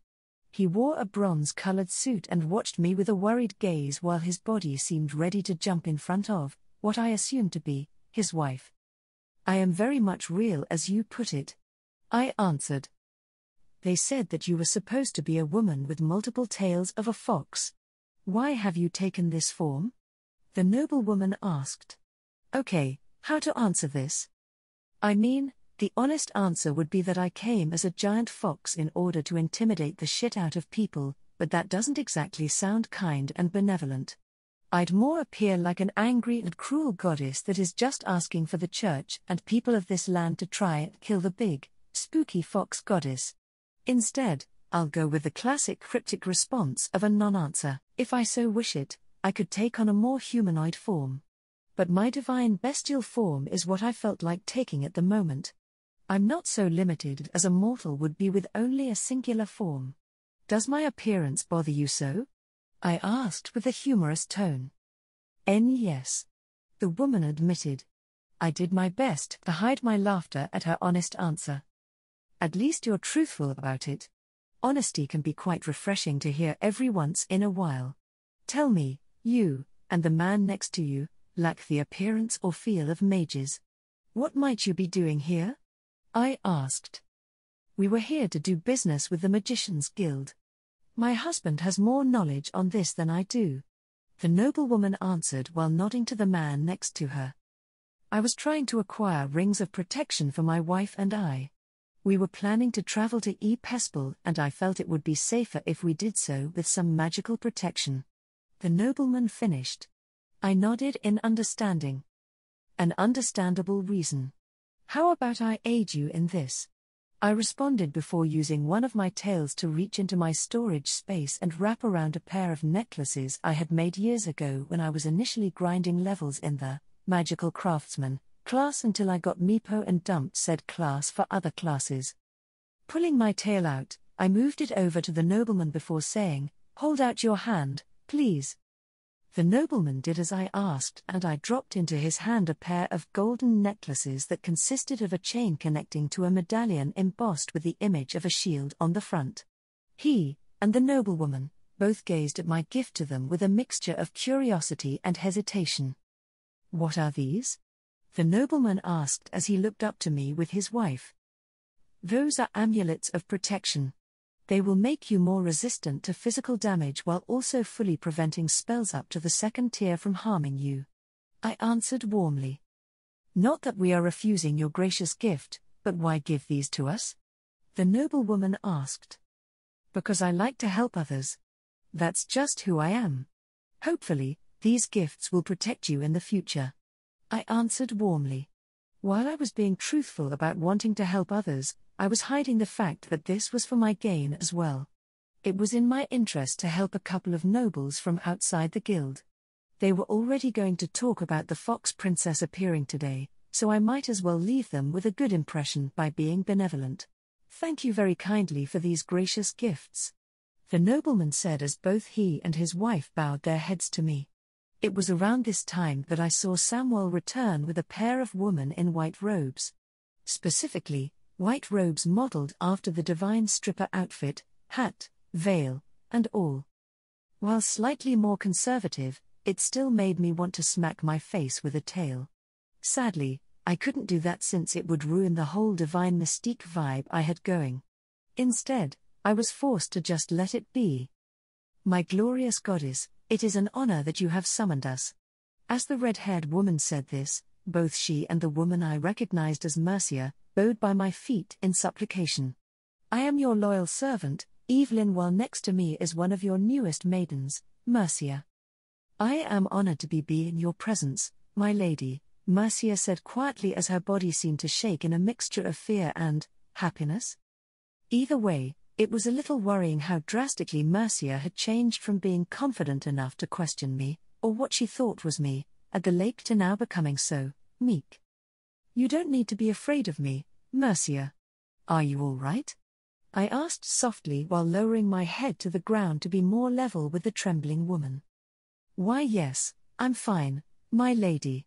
Thank you for thinking of me. She answered. I heard of what happened.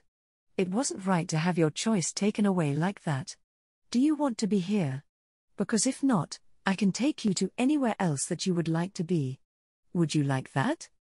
That question seemed to give Mercia a moment of pause, and I took note that her shaking stopped. I think I would like to stay here for now. But would your offer still be available in the future? It will always be open for you. All you need to do is ask. I then conjured a small fox statuette in front of her. Use that if you'd ever like to leave or if you'd just like someone to talk to. You just need to think of me with that in your hands and I'll be there. Slowly, Mercia gently picked up the statuette in her hands and seemed to look at it reverently. Then, she finally raised her head so that I saw her brown eyes ringed in gold. I was pleased to note that she actually looked happy. Thank you, she said with a sniff while wiping her eyes. You're welcome.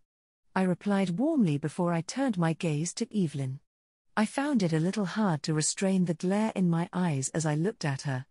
Now, we come to you, Evelyn. I'm disappointed. That caused the zealous mage to gasp as she looked up at me with a look of utter shock and sadness. Good. She should be upset. My lady? How did I disappoint you? What can I do to rectify this? Evelyn begged on the verge of tears. Evelyn, this religion that I allowed Theo to start up was with the understanding that it would be under control. From what I've seen and heard, that's been quite the opposite. I do not allow anyone to be forced to worship me or partake in rituals that they do not want to. I also do not allow violence in my name. But, my lady, they were planning to reveal us to the church, likely sending an inquisition upon us. We had to cut our excuses off at this point. If you have a problem, ask me for help. Don't start enacting random inquisitions and violence on people who disagree with your beliefs. And finally, I am immensely upset on how you forced my daughter to partake in your ritual. If none of the kneeling mages were afraid before, they were now. Both of my daughters had to convince me to not come here with something other than a verbal lashing in mind. Whatever my daughters wish to do in their lives is their choice, not yours. Do you understand? I asked with my snout almost touching Evelyn's face. Absolutely, my lady. I will make sure to never disappoint you ever again. Evelyn promised, which I was confident that she'd follow through on. If there was one good thing about zealots, it's that they followed orders to the letter. I was halfway tempted to even punt Evelyn out of this little religion. Unfortunately, her sudden departure as one of the major leaders of this new religion would likely cause chaos. Something that I didn't need right now. Instead, I'd just keep an eye on Evelyn and permanently deal with her if something like what happened last night were to occur again. This would be her first and final warning. With Evelyn successfully cowed, I turned my focus to all of my worshippers in the main hall, now being joined by other mages who wanted to see what the commotion was. You are all better than this. It's why I care and want to help people. I don't enjoy chastising all of you, but I will if I see that you're straying onto a terrible path. Saying this, I finally transformed back into my humanoid form as a way to ease the tension for everyone. Looking out over the crowd, I saw that many of my worshippers had solemn looks as they heard my words. Oddly enough, even the mages that weren't my worshippers, along with the nobles, seemed to take what I said to heart. I can't just leave my precious followers so sad and without hope. They have to have something to motivate them to continue spreading my religion. I see you all of you like my children, and that's why I want to see all of you reach the potential that I know is within all of you. I just don't want to see you all lose yourselves and become monsters on the path to that potential. Please, be better, because I know that you can be. After saying my piece, I teleported back to my room at the inn, resolving to have a kitsune put on watch of the guild for any further nonsense.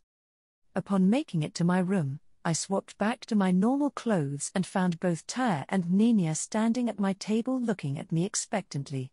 I've taken care of everything at the guild, I announced to the pair. What did you do? Nina quickly asked. Nothing too bad. I did end up intimidating the hell out of all of them.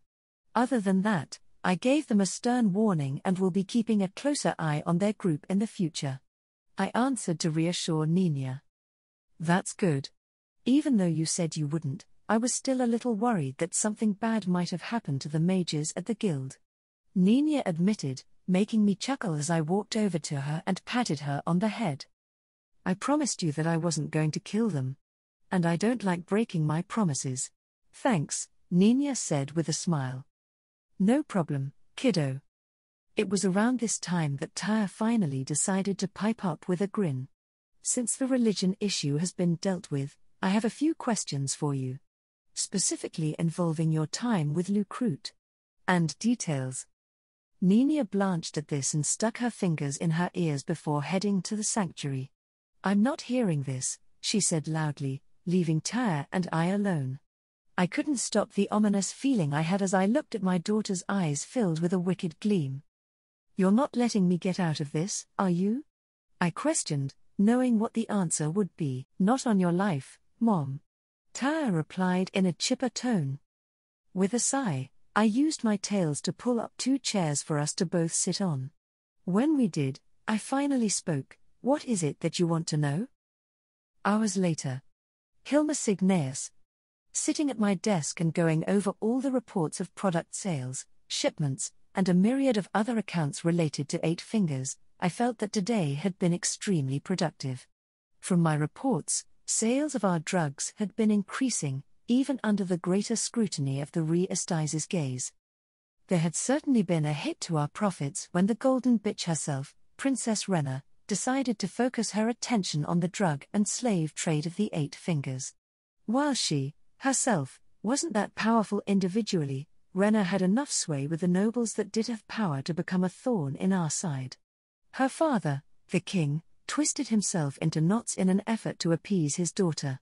And her charitable works and love from the commoners made them more likely to report our activities than remain silent. In addition to this, those found in possession with our products were sentenced to harsh punishments of imprisonment, loss of land and title, or even execution. At first, these harsh measures impacted our sales, but then I found new ways of taking advantage of this. As it is, proving one's innocence when found in possession of large amounts of illegal substances was quite difficult. More so, when said people are investigators of the kingdom whose jobs it is to track down these drugs and would have constant access to them. It was simple enough to start up a rumor or two in court when I had half of the nobles under my thumb. They tended to be so agreeable to spreading and believing said rumors after a quick fuck. From there, I just had to let the rumors fester and spread. Then, I'd have some crates of a few illicit substances left hidden on the properties of these investigators before a convenient tip-off would bring the kingdom's judgment down upon them. From there, I would have a few of our people conveniently promoted to the kingdom's investigation unit who would surprisingly find evidence of contraband in the possession of our most outspoken opponents. If only dealing with Princess Rena was as easy as handling the others. The problem with her was that it wasn't believable to plant falsified evidence upon her. She was too perfect in the eyes of everyone else to ever do something like that. Assassination was also off of the table at the current moment. Oh, she definitely needed to die, but her death would rouse the king's ire and lead to heavy investigation into the origin of the assassination. Even with such a plan going off without a hitch, there was always the chance that something could be discovered in connection to us. That made it more convenient to just wait out the king until then. He was already 60 and didn't have too many years remaining as is. And that was if he even had a natural death. From what I've learned from many loose-lipped nobles, both of his sons are quickly growing factions that wish to see him replaced. I knew of 5 assassination plots currently in place from either faction, and those were the plots that I was aware of. It doesn't matter how good the king's protection is if one attempt succeeded. Once he was finally dead, we'd send out the kill order on Rena since neither of her brothers have any love for her.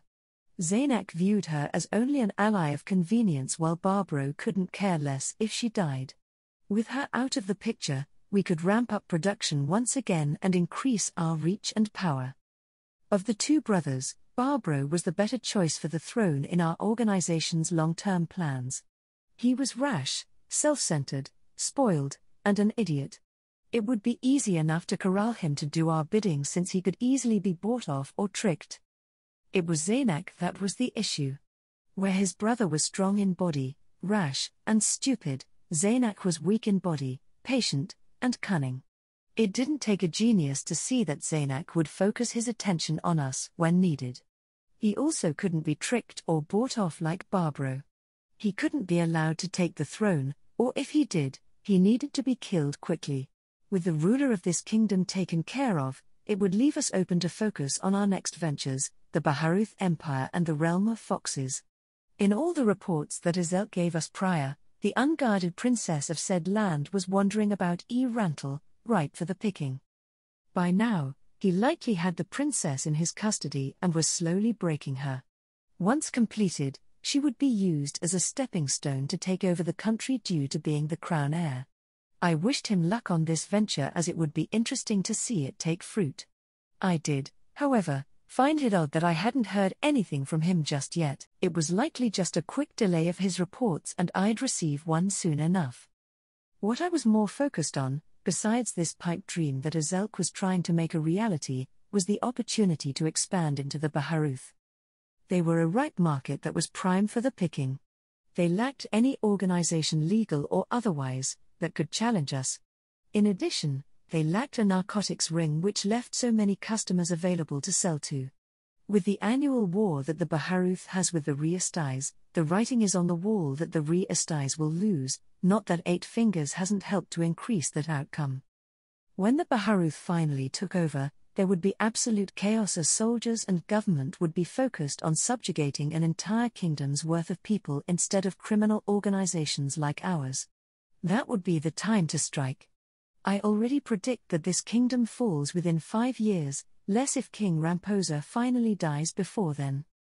We just need to move into place and be ready when that time comes. Taking a drag from my pipe and enjoying the calming taste of the smoke, I smiled as I leaned back into my chair and thought of all these exciting plans for the future. My, oh my, you have quite the nice mansion.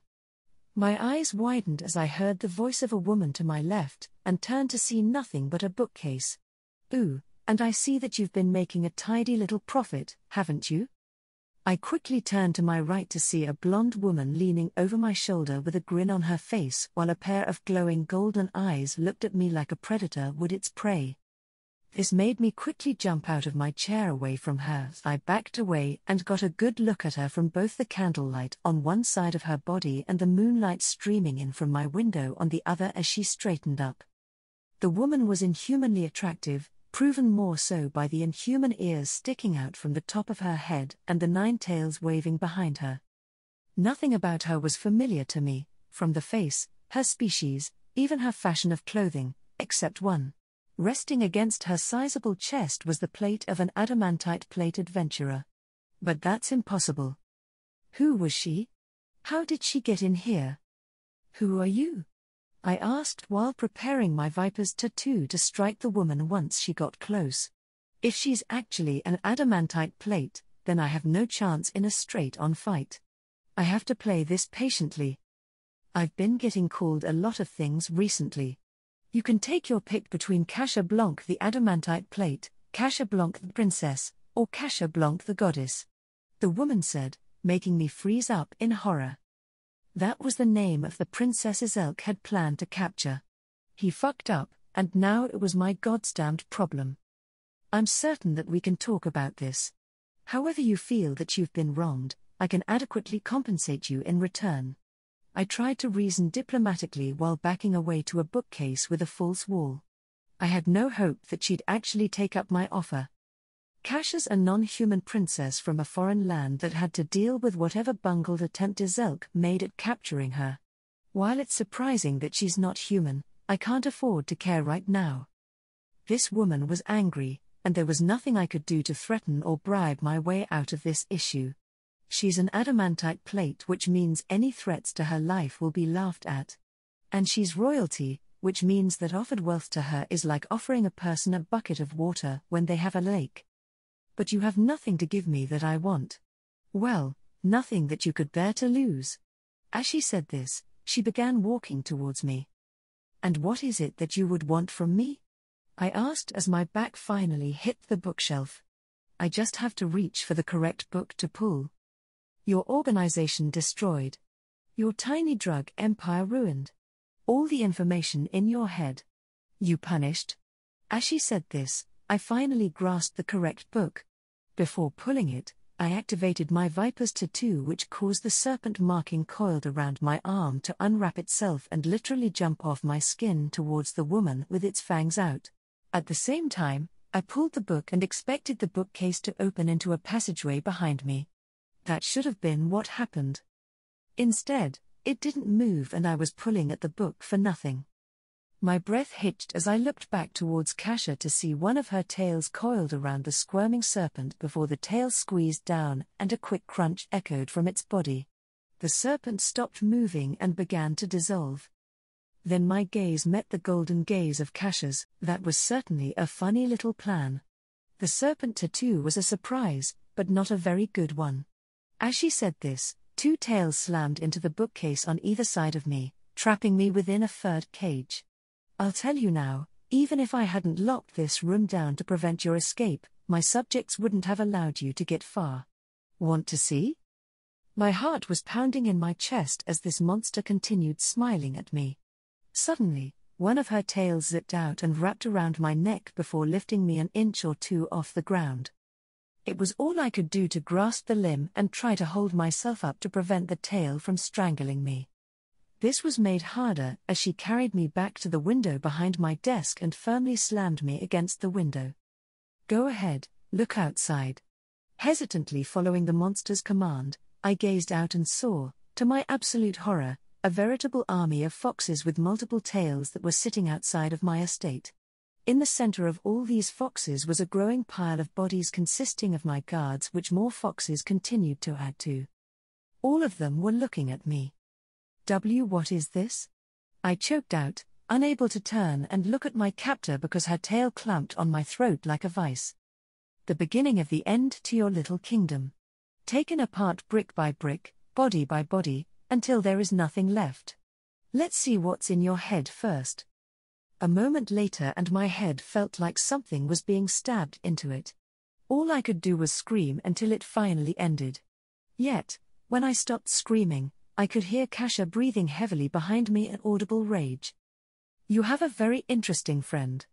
I've been looking for Ampatif Coco doll after learning about him. Neither of your 2 associates knew where he lived. But you? You're friends with the little fuck. You know, How about the two of us pay your friend a visit together? Her voice came out as a growl, losing any of the taunting malice from before. Now, it was just pure rage that made me shiver. Kasha's tail then turned me around to face her, and I felt my blood go cold. Kasha wasn't smiling anymore. She looked at me with pure hate as her teeth were bared out to me with her canines elongated into sharp points. And then there were her eyes. Like twin suns with slitted pupils as they had lost all humanity in them. He's just an associate. I choked out as her tail seemed to start squeezing tighter around my neck. You can't lie to me, you little shit. I saw all of your memories. The times you'd visit each other for tea. The times you'd help one another with your work. The times you'd help Kakko train one of his slaves. The times you'd laugh at their misery and suffering.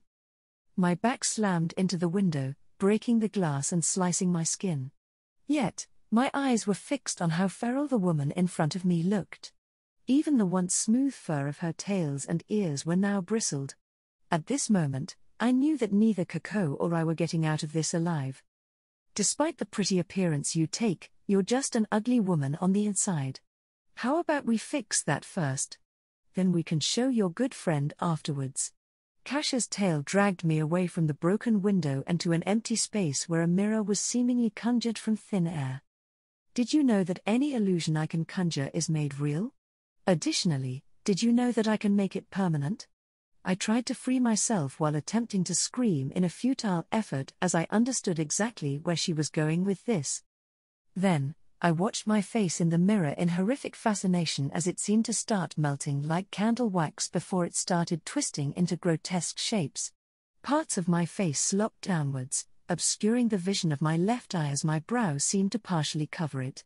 Parts of my flesh corkscrewed from my face until they hung downwards like a fleshy beard while other parts grew over my hair, leaving bald patches in its wake. I could only cry as my nose grew into a sharp point riddled with boils while my mouth was twisted into a permanent lopsided scowl. By the end of it, the only feature that I could say was still mine was my right eye, unchanged as a reminder of what I had lost. I was hideous. If I saw a person like this, I'd ignore or avoid them. Any power I may have once wielded over all the nobles with my looks and charm were now gone. I had nothing but my wealth which was already being stolen from me.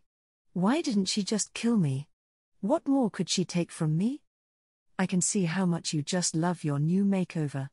Let's go meet Kakko. No, please. Don't let anyone see me like this, I said with a voice unlike my own that was wet and gurgling. I couldn't allow anyone, especially one of my friends, see this hideous freak that I had been transformed into. That's a funny joke. You think that you have any choice in the matter, just like the slaves you enjoyed torturing. This is only the start of your punishment. Ampatif Kakko Dol. It was late in the night when my subordinates finally brought the latest shipment of product into my classroom. The ones who brought the shipment to me were 3 people I had interacted with before. There was the stony-faced bald brute named Garm. He was quite massive at almost 7 feet combined with the massive bulk of muscles he had. Sadly, he was a dullard with a face a mother could barely love. He pulled the chain leading 6 new fresh-faced workers. I didn't entirely enjoy shipments when he was involved since he was so off-putting to the aesthetic that I preferred. Next to him was a reedy man with long, greasy black hair named Nolan. While the man was not as hideous as Garm, Nolan was too twig-like for my taste. His personality could also use some work as he was just too creepy for me to find any kind of affection or interest in him. Finally, there was the leader of the group, Aldin. He was the brains and face of the group. He was handsome with a strong jawline, seductive hazel eyes, and a winning smile. I would love to have a night with him. Sadly, he didn't reciprocate my advances, and he was too valuable for me to lock away for my own personal use. So, I was left with simply admiring such a specimen from a distance. In their group, Aldin would lure in naive girls that were all alone with promises of love and romance. Then, the 3 would pounce once she was brought to an isolated location. Their system worked out very well as I always received a batch of 6 to 12 girls every 2 weeks. And in those 2 weeks, I would be teaching all of them in my classroom before they were shipped out across the kingdom. Looking upon my batch right now, all these girls were dressed in rags and shivering, either from being exposed to the cool air or due to fear. It was a policy to remove their original clothing and replace them with rags, if even that. There were 2 reasons for this: we could resell the clothing or materials for extra money, and it helped in the process of mentally breaking the products down before shipment. It's so good to see another wonderful delivery arrive on time. I praised while approaching my new products and examining the faces of each of these girls. And they are all extremely beautiful. They will fetch high prices. A few of them began crying at my statement, making me feel excited at how quick this batch would be to break. Sadly, I couldn't help but feel a bit of disappointment that none of these girls were going to be strong-willed. I always enjoyed breaking the spirit within them the most. Rarely did anyone brought to me last longer than the 2 weeks it took to break them. But when they did, I took my time to enjoy and remember them. There had been 28 so far who needed longer than the 2 weeks it took. And of them, only 5 lasted more than a month. Let's see, there was Tommen, Paul, Tyre, Andrea, and Olivia. The best part was when I finally got to see that spark of hope and fight die in their eyes. I wonder if any of them have even managed to survive since then? We aim to please, Coco doll. That's what we're paid for, Alden said with a laugh. Garm, would you mind taking them to the usual spot? The giant meathead nodded before yanking the chain, which caused the girls to slightly stumble, and led them into my classroom towards a set of hooks attached to the wall. Garm, with practiced ease, unchained each one from the tether before chaining them to the hooks. Finally, my 6 newest students were all settled with their arms above their heads and their eyes gazing at my teaching instruments. Please, Alden. Yo, you said that you loved me. Don't leave me here. A girl with silver hair begged to the man. Alden simply scoffed at the plea. You are one of hundreds of girls I've said that to. Did you still think I would somehow care about you after bringing you here? The girl began openly weeping as she was told this. She would be a good one to start with. Alden turned his gaze to me and I gave him a smirk. As usual, your payment will be waiting for you upstairs. It was a pleasure doing business with you as always, I said. Thanks for your patronage. Have fun with your class. Let's go, boys, Alden commanded, and his 2 partners followed him out of my classroom and closed the door behind themselves. Don't worry, I plan to have a lot of fun, I said before turning to my students. Hello, girls. I hope that you all had a smooth journey. After all, we can't have you too spoiled before starting your wonderful new lives. As I said this, I walked over to a lit brazier, enchanted with a fire spell, and pulled out an iron poker I left to heat up by its wooden handle. I was happy to see the metal was red hot. And turning to look at my students, it seems they noticed as well, since their eyes were now wide with fear as they pulled on their chains. Slowly walking over to my students while lazily swinging the poker in circles, I spoke. As the newest students to my classroom, I like to give all who learn here an introductory gift before we begin. It helped to remind them of their new place in life. Saying this, I grew closer to the silver-haired girl and watched her struggle in vain to get away from me. She even tried kicking me, but I sidestepped the action and grabbed her leg. Now this will not do. I definitely need to teach you some manners. Then, I pressed a poker to the bottom of her foot, eliciting a sizzle of flesh being cooked as the girl screamed out in pain and tried to pull her foot away, but I held it firm for a few more moments until I let go. The girl screamed and cried as she held her foot off the ground to avoid putting pressure on the branding I gave her. See, this is why it doesn't pay to be rude. I had to give you something more than I was already going to. Upon hearing me say this, the silver-haired girl's breath quickened as she understood that this wasn't finished. Please, don't. She screamed as I pulled her head aside and placed a brand on the side of her neck. After a bit more screaming, she lost a lot of the energy keeping her standing and just hung from her shackles in defeat. Most only required the single branding, especially after seeing what would happen if they were to resist. But some, like a few of those resistant 28, needed more. The most times I've ever needed to brand a student in one session was 4. After that, they were usually too exhausted to continue fighting back. Just as I was about to move on to the next girl in line, the door to my classroom burst apart and the doorway became filled with a cloud of smoke. Yet, in the smoke, I could see a pair of golden eyes with slits glowing brightly. Both were gazing directly at me with immense hate. In an effort to try and defend myself, I was in the process of raising the heated poker into a readied stance until a blue blur burst from the smoke. A moment later, the poker was missing from my hand. When I looked down, I was horrified to discover that said hand, which was holding the poker, along with my arm up to the elbow, had been ripped off. I screamed in pain and fell to my knees clutching at the bleeding stump. When I looked around to see where my limb had gone, I found it in the mouth of a fox with blue fur and 7 tails that padded around me with a pair of glaring blue eyes. What the hell is that thing? I have to get away from it. I need to move. When I tried crawling away from the creature, I found my back bumping into something. Looking over my shoulder, I found the growling face of another fox colored purple. Jumping away from it and pushing myself onto my feet, I backed away from the 2 foxes with many tails as they slowly padded towards me. That was when I saw even more of the creatures pour into the room. A tide of fur and tails, yet they only focused their aggression on me. I saw a few of these beasts breaking the chains the slaves were attached to and carrying or escorting the girls away. What is going on? Just as I found myself completely encircled by the tide of foxes, all of them on the verge of pouncing upon me and tearing me into pieces, they stopped. I watched as many of them parted away in unison while a click of heeled boots echoed in the room, louder than the growling of the foxes. That was when I finally saw the owner of those golden eyes as she walked towards me. She looked like a beautiful human woman, except she had a pair of golden fox ears on her head along with 9 golden tails behind her.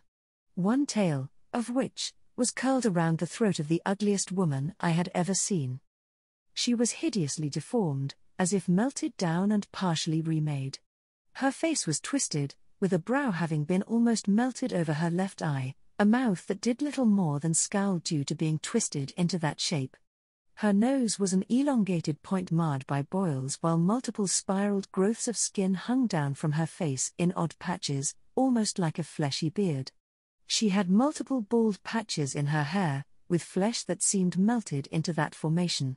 But, then I saw the only normal-looking section of her face, her right eye. It met mine with a tear-filled gaze of utter anguish and horror. I knew that eye. H. Hilma? I questioned aloud, earning a choked croak from my friend. By the gods, what happened to her? Greetings, Coco doll. I finally get to meet the head of your little club's slave trade.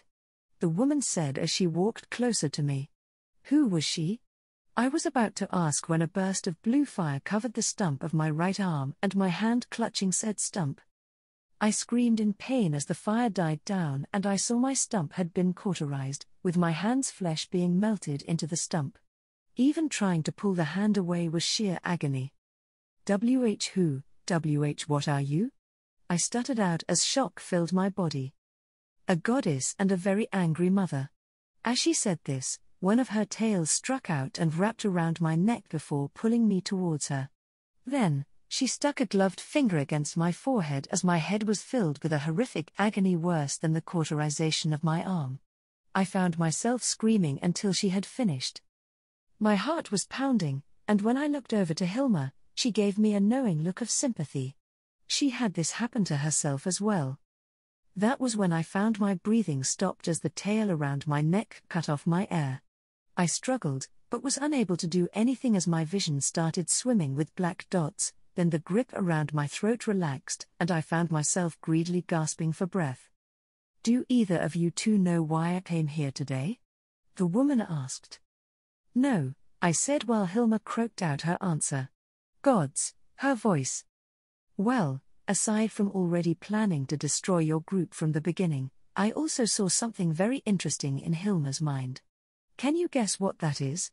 I saw Hilma get shaken as this was asked. No. Then let me tell you. For multiple years, One of my daughters was enslaved and tortured by your group. And guess what? Hilma here helped you a few times, Coco, in this torture. You two laughed and joked as you whipped, burned, and assaulted my Tyre in so many heinous ways. I felt absolute horror at hearing this. She said that she was a goddess, and I had tortured her daughter. I remember Tyre, she lasted for 2 months. 2 months where you did everything you could think of to batter and break her.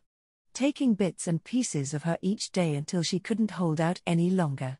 After she was broken, you sent her off to a brothel to be used until she died.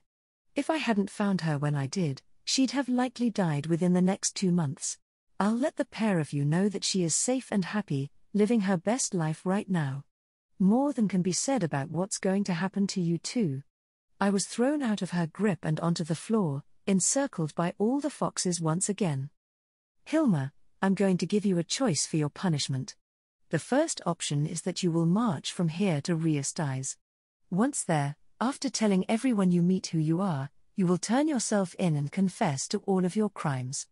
The first option this monster gave was death. The Riestize would execute any leader of the 8 fingers that they captured. Hilma was basically being told to kill herself after having to show everyone her grotesque appearance. Who would possibly pick such an option when it meant death and shame? Your second option is to suffer the same fate that Coco will be experiencing. My eyes widened as the woman looked at me. Since you decided to take bits and pieces of my daughter, I think it's only appropriate that the same happens to you. My loyal subjects all feel the exact same way I do, and they're just dying to get a piece of you. As she said this, a fox with green fur zipped out and took a bite from the top of my left boot before rejoining the crowd. I screamed out in pain as I looked down and saw blood gushing from the small stump that was once my big toe. Then, another fox shot out a small bolt of that blue flame on my missing digit, cauterizing it and filling me with agony. Just as quickly as the first, a purple fox zipped out, taking a chunk from my boot and another toe before more blue fire cauterized the wound. Throughout all this agony, I understood exactly what they were doing to me. Taking me apart. Piece by piece. And just so you know, they planned to take their time. And for the rest of my remaining life, all I knew was pain.